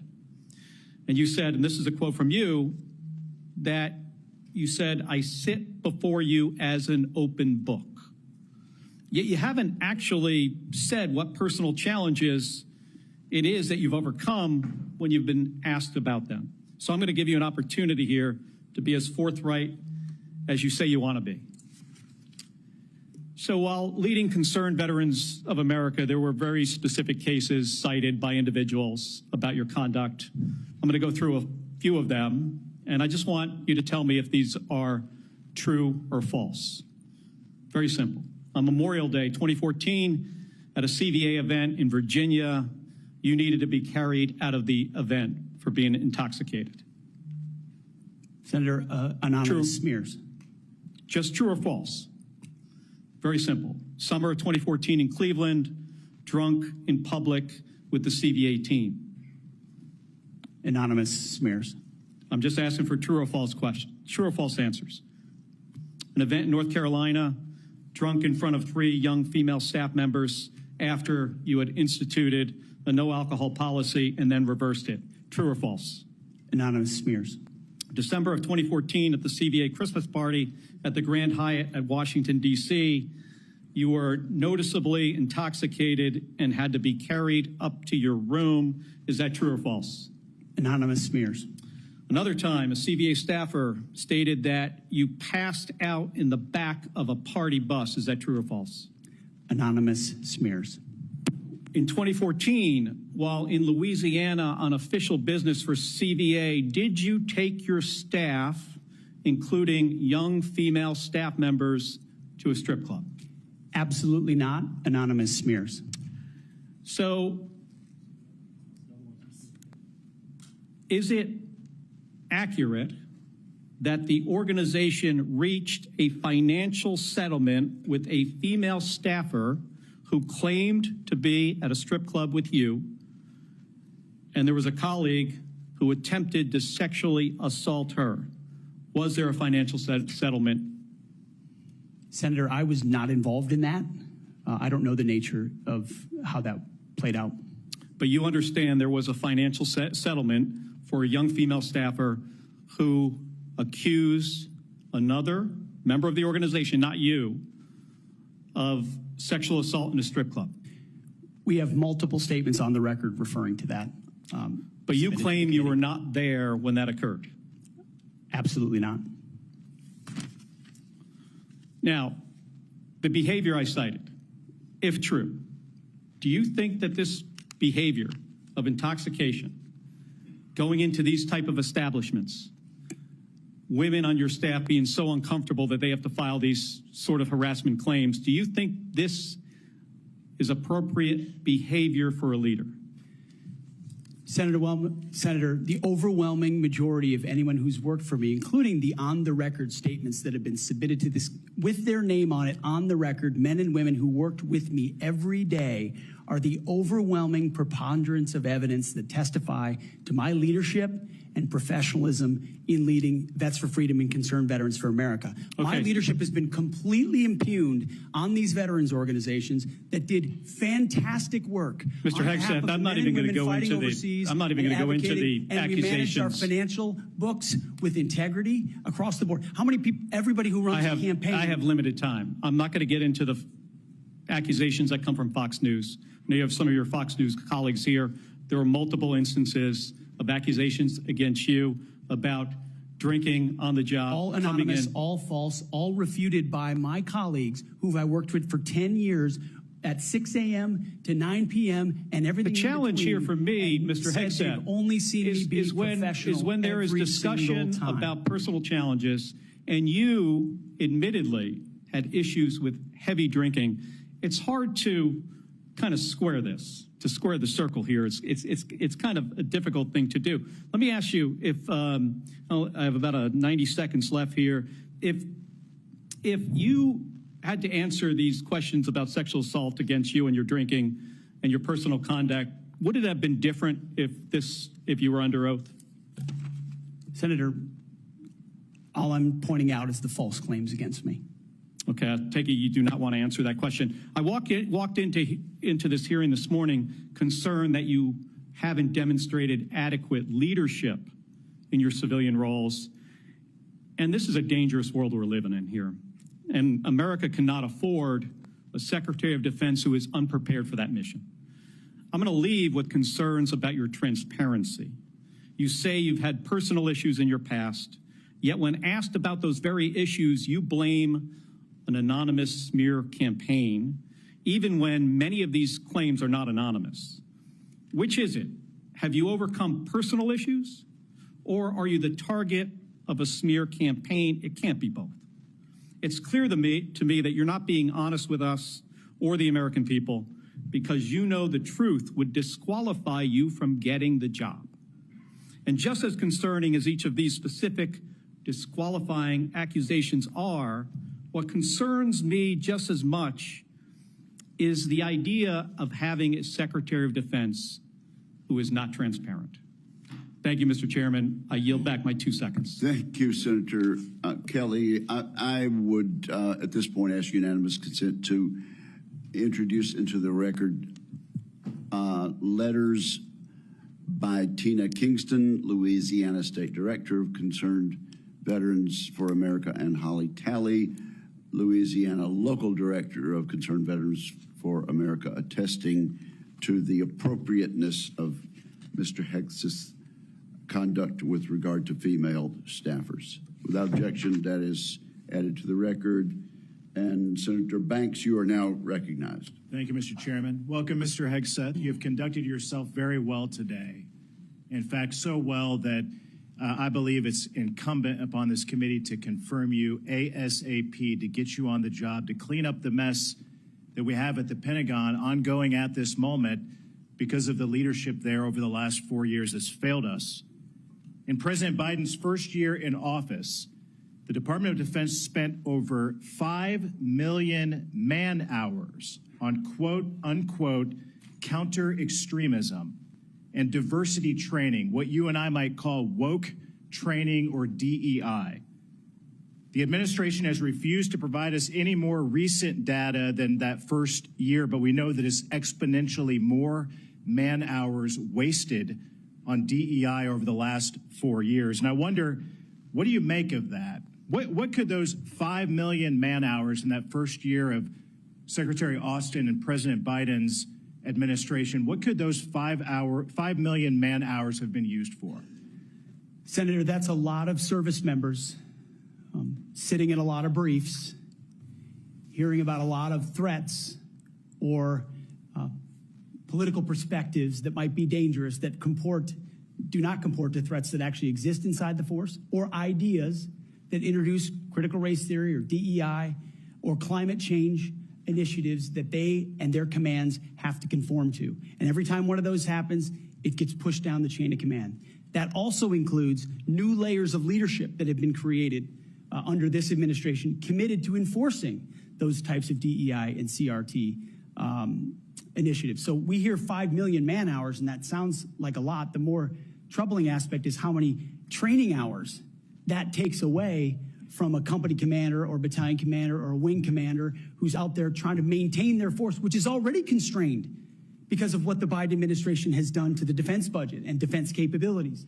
So they're having to choose between the political prerogatives of the civilians who are demanding more DEI and CRT and gender quotas and the readiness of their forces. And I believe this Pentagon is prepared because of our commander-in-chief for a Secretary of Defense, should I be confirmed, that laser focuses on these issues, and they're ready to respond. They want to pack their rucksacks and go train because they understand we live in a dangerous world. I think that's an important point, a key point, because months later, while the priority of the Biden-Austin-led Pentagon was on DEI and woke training, one of the biggest embarrassments in American history happened when we lost 13 of our heroes in the botched withdrawal from Afghanistan.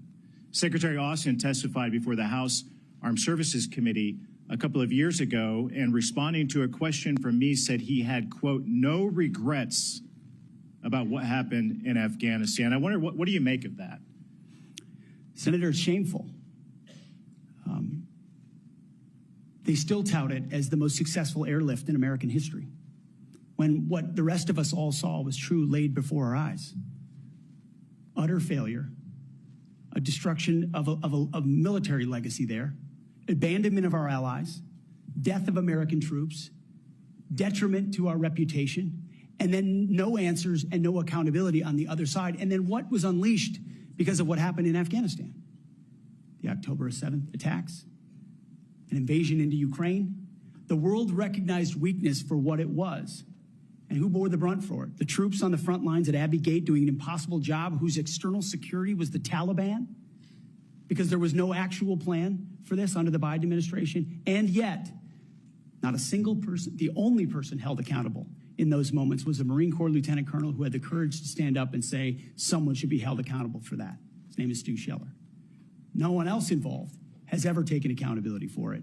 And when that microcosm becomes the reality of the perception of the American military or America's commitment to victory and success and positive outcomes, the world responds to that. President Trump is going to restore real deterrence by bringing a real warrior culture back, rebuilding our military, and ending wars properly. And if we have to fight them, winning them decisively. I served in Afghanistan. You served in Afghanistan. 75% of our nation's veterans disagree with how the withdrawal from Afghanistan was handled, the embarrassment of it. What that's done, I believe, has directly impacted our historic recruitment crisis in this country, without a doubt. And you've already talked about that, but how do we fix it? How do we bring pride back to wearing the uniform for the next generation, to inspire them to do what you and I did, to raise our right hand and take that oath and serve this great country? I really do think it comes back to strong, clear leadership, patriotic, pro-American leadership that says we're not going to focus on all the other political prerogatives. That's why we all have political perspectives. I said this before and I'll say it again. In uniform, none of that matters. You wear green, you wear blue, you bleed red. That's it. Who you vote for doesn't matter. But when the perception of that changes, then you don't want people deciding whether to serve based on a political party in power. That's a dangerous thing for continuity inside your military. And it's fragile right now. President Trump, and if I'm confirmed with my leadership, we're going to restore the continuity of an apolitical military that acts decisively and only based on merit. They sound basic, but they're fundamental. You and I agree that wokeness is weakness. Mr. Hegseth, do you support racial quotas in recruitment or promotions in the United States military? Senator, I do not support any form of racial quota. Do you support affirmative action in our nation's military academies? Senator, I only support hiring and promoting and admitting the best and brightest, whatever their background is. I think that's very important. Mr. Hegseth, Lloyd Austin, the secretary, later went AWOL. He disappeared for days and never told the president, didn't even inform the president's chief of staff that he was going into the hospital. Would that ever occur on your watch? No, Senator. I know in any one of my jobs, if I had decided to go AWOL for even a day or two in uniform or around that, that would have been a concern. I believe accountability matters. No one to this day has ever, as you've said, been held accountable for what happened in Afghanistan. It was embarrassing to this country. It's impacted this country greatly. And I applaud you and President Trump for bringing accountability back to our Pentagon. With that, I yield back. Chair recognizes the distinguished ranking member for a unanimous consent request. Mr. Chairman, I would like to submit an article discussing some of the issues of readiness and DEI. There has been a comment that 5.9 million man-hours have been used for DEI. General Milley clarified that that is an estimate out of more than 2 billion man-hours that the Department of Defense invested during the time period. Where is this published, sir? This is published by Megan Myers, and I will get the okay. Then military.com. I'm sorry. Without objection, it will be admitted to the record. Thank you, Mr. And Senator Slotkin, welcome to the committee. Thank and you. Are recognized. Thank you, Senator, and thank you for referencing the great Carl Levin as you introduced me. We miss him in Michigan. For those who I haven't met in my 1 week that I've been sworn into the Senate, I'm a CIA officer recruited after 9/11. I did 3 tours armed in Iraq alongside the military, and have worked for 4 different secretaries of defense, both Democrat and Republican, proudly, and watched them make decisions that literally determine the life and death of Americans in the dark of night. I'm also a Democrat representing a state that Trump won, right? We both won on the same ballot. So I understand that President Trump has the right to nominate his people. We are going to have policies that we disagree with. All of that, to me, comes very standard. What I think I'm most concerned with is that no president has the right to use the uniformed military in a way that violates the U.S. Constitution and further taints the military as that apolitical institution that we all want, right? And our founders designed the system so that, we had posse comitatus, that we weren't going to use active duty military inside the United States and make American citizens potentially scared of their own military. We went through our own experience with that with the British. As the Secretary of Defense, you will be the one man standing in the breach should President Trump give an illegal order, right? I'm not saying he will, but if he does, you are going to be the guy that he calls to implement this order. Do you agree that there are some orders that can be given by the Commander-in-Chief that would violate the U.S. Constitution? Senator, thank you for your service. But I reject the premise that President Trump is going to be giving illegal orders. No, I'm not saying he will, but do you believe there is such a thing as an illegal order that Joe Biden or any other president, Donald Trump, could give? Is there anything that a commander-in-chief could ask you to do with the uniformed military that would be in violation of the U.S. Constitution? Senator, anybody of any party could give an order that is against the Constitution or against the law. Right. Okay. So are you saying that you would stand in the breach and push back if you were given an illegal order? I start by saying I reject the premise that President Trump will be giving you've done your any illegal to him, orders at all. This isn't a hypothetical, okay? Your predecessor in a Trump administration, Secretary Esper, was asked and did use uniformed military to clear unarmed protesters. He was given the order to potentially shoot at them. Helos flew low in Washington, D.C. as crowd control. He later apologized publicly for those actions. Was he right or wrong to apologize? Senator, I was there on the ground. I understand, and I respect that. I've been there. But you're I about understand to the be level the of threat Secretary of Defense that was involved in that moment. I was also he right understand to? So he was legality and the Constitution. Sir, was he right and the or laws wrong of what you to have. apologize? I'm not going to put words in the mouth of Secretary Esper or anybody else. He said them himself. You don't have to. What are you scared of? Did he do the right thing by apologizing? I'm not scared of anything, Senator. Then say yes or no. You can say no. The laws and the Constitution. Okay. In any particular Donald scenario. Trump asked for the active duty 82nd Airborne to be deployed during that same time. Secretary Esper has written that he convinced him against that decision. If Donald Trump asked you to use the 82nd Airborne in law enforcement roles in Washington, D.C., would you also convince him otherwise? I'm not going to get ahead of conversations I would have with the president. However, there are laws and processes inside our Constitution that would be followed. President Trump said in November that he is willing to consider using the active duty military against the, quote, enemy within. Have you been personally involved in discussions of using the U.S. military active duty inside the United States? Senator, I'm glad we finally got to the topic of border security equaling national security because it's been abdicated and ignored for the last 4 years. That wasn't my question. I'm just asking, have you been involved? You're about to be the Secretary of Defense, potentially. Have you been involved in discussions about using the active duty military inside the United States? Senator, I am not yet the Secretary of Defense. Right. If confirmed, I would be party to any number of conversations. But you haven't been in any of these conversations? Which I would not reveal what I have discussed with the President of the United States. No, just have you been in conversations? You're going to be in charge of 3 million people. The active duty that I know you care about, I believe you care about. So have you been in conversations about using the active duty in any way?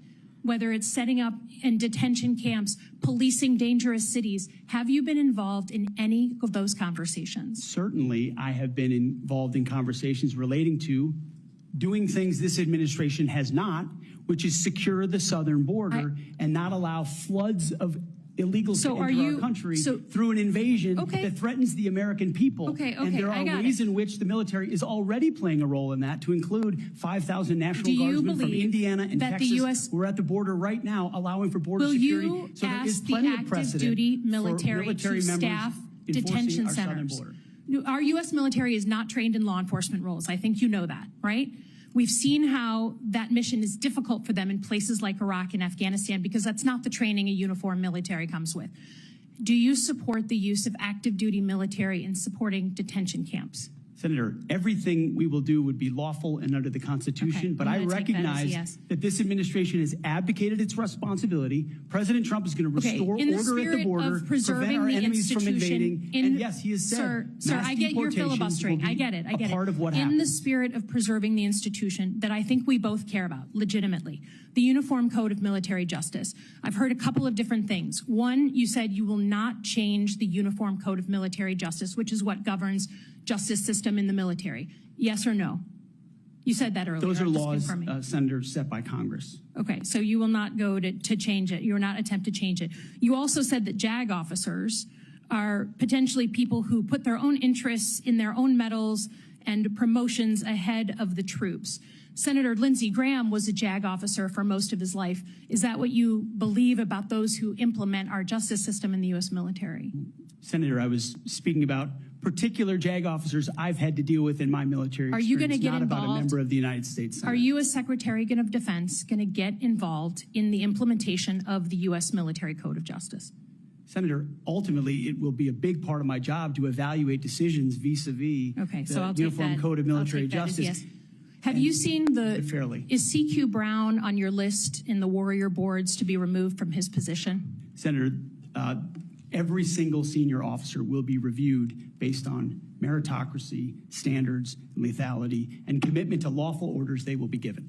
Thank you, Senator Slotkin. I now recognize Senator Shaheen for a unanimous consent request.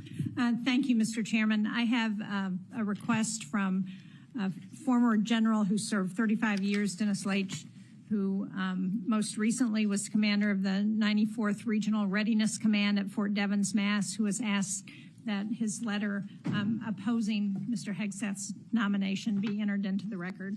Is there objection? Without objection, it will be entered. Also, I present a host of letters and op-eds from former co-workers at Vets for Freedom and Concerned Vets for America, as well as Fox News Channel. I also have letters and op-eds from many veterans and Iraqis and Afghanis who were helped by Mr. Hegseth. I ask unanimous consent to introduce these letters and op-eds. Without objection, is so ordered. Senator Sheehy, you've been very patient.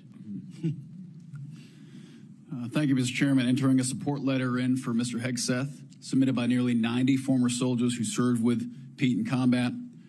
I would like to submit a statement from 86 of them who support his nomination, although they come from different units and ranks. The signatories commend Mr. Hegseth for his selfless leadership, love of his soldiers, and commitment to our country. 2 items. Sorry, 1 item. I ask unanimous consent to enter this. Without objection, it will be entered. Thank you, Mr. Chairman. Pete, I'm actually going to ask you questions because I want to hear your answer. How many genders are there? Tough one. Senator, there are 2 genders. I know that well. I'm a she-he, so I'm on board. What is the diameter of the rifle round fired out of an M4A1 rifle? That's a 5.56. How many push-ups can you do? I did 5 sets of 47 this morning. What do you think our most important strategic base is in the Pacific? In the Pacific, Guam is pretty strategically significant. How many rounds of 5.56 can you fit into the magazine of an M4 rifle? Depends on the magazine, but standard issue is 30, Senator. And what size round does the M9 Beretta standard issue sidearm for the military fire? A 9mm, Senator. What kind of batteries do you put in your night vision goggle? Duracell. So right there, you're representing qualifications that show you understand what the warfighter deals with every single day on the battlefield. You understand what happens on the front line where our troops will be.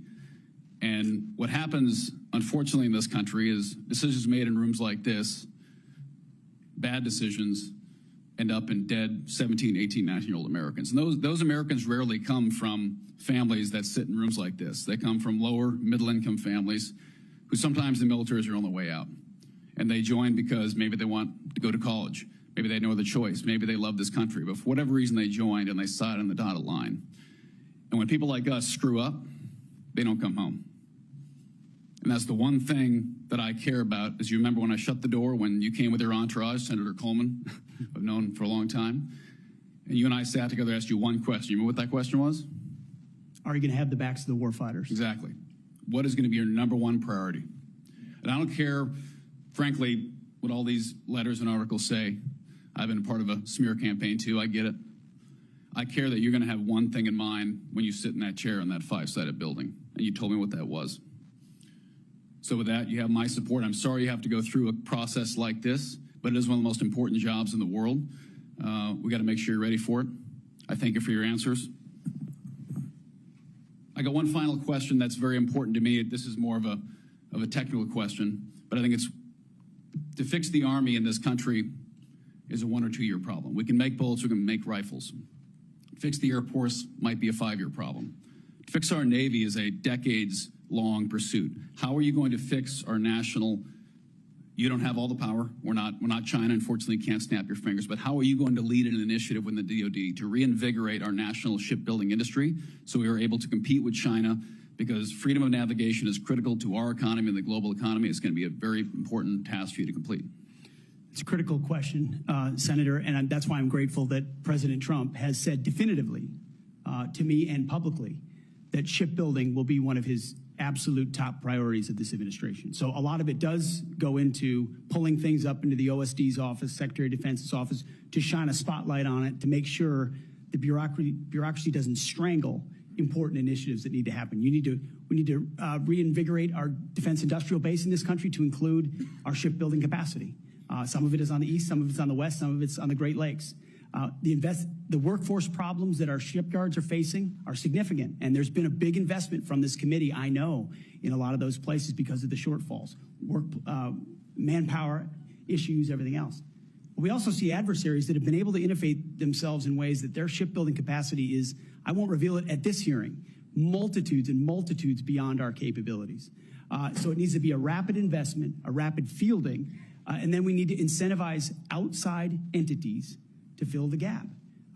We talk a lot about UAVs. UAVs are very important, but there's also a future of UUVs, unmanned underwater vehicles, that will be a part of amplifying the impact of our Navy, because this administration has allowed our number of ships to drop below 300.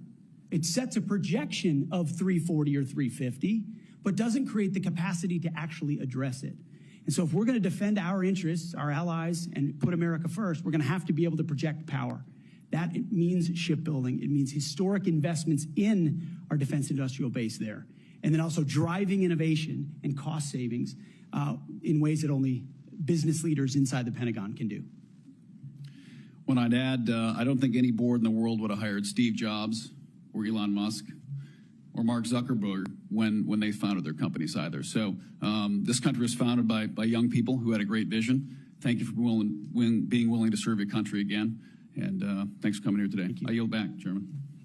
Thank you, Senator Sheehy. You yield back the balance of your time. Mr. Ranking Member, can we agree that you and I will notify members of a specific time until which the record will remain open for submission of questions for the record? Yes, Mr. Chairman. That will be a day or two. This concludes today's hearing. I want to thank the witnesses and their families, and this hearing is adjourned. Thank you.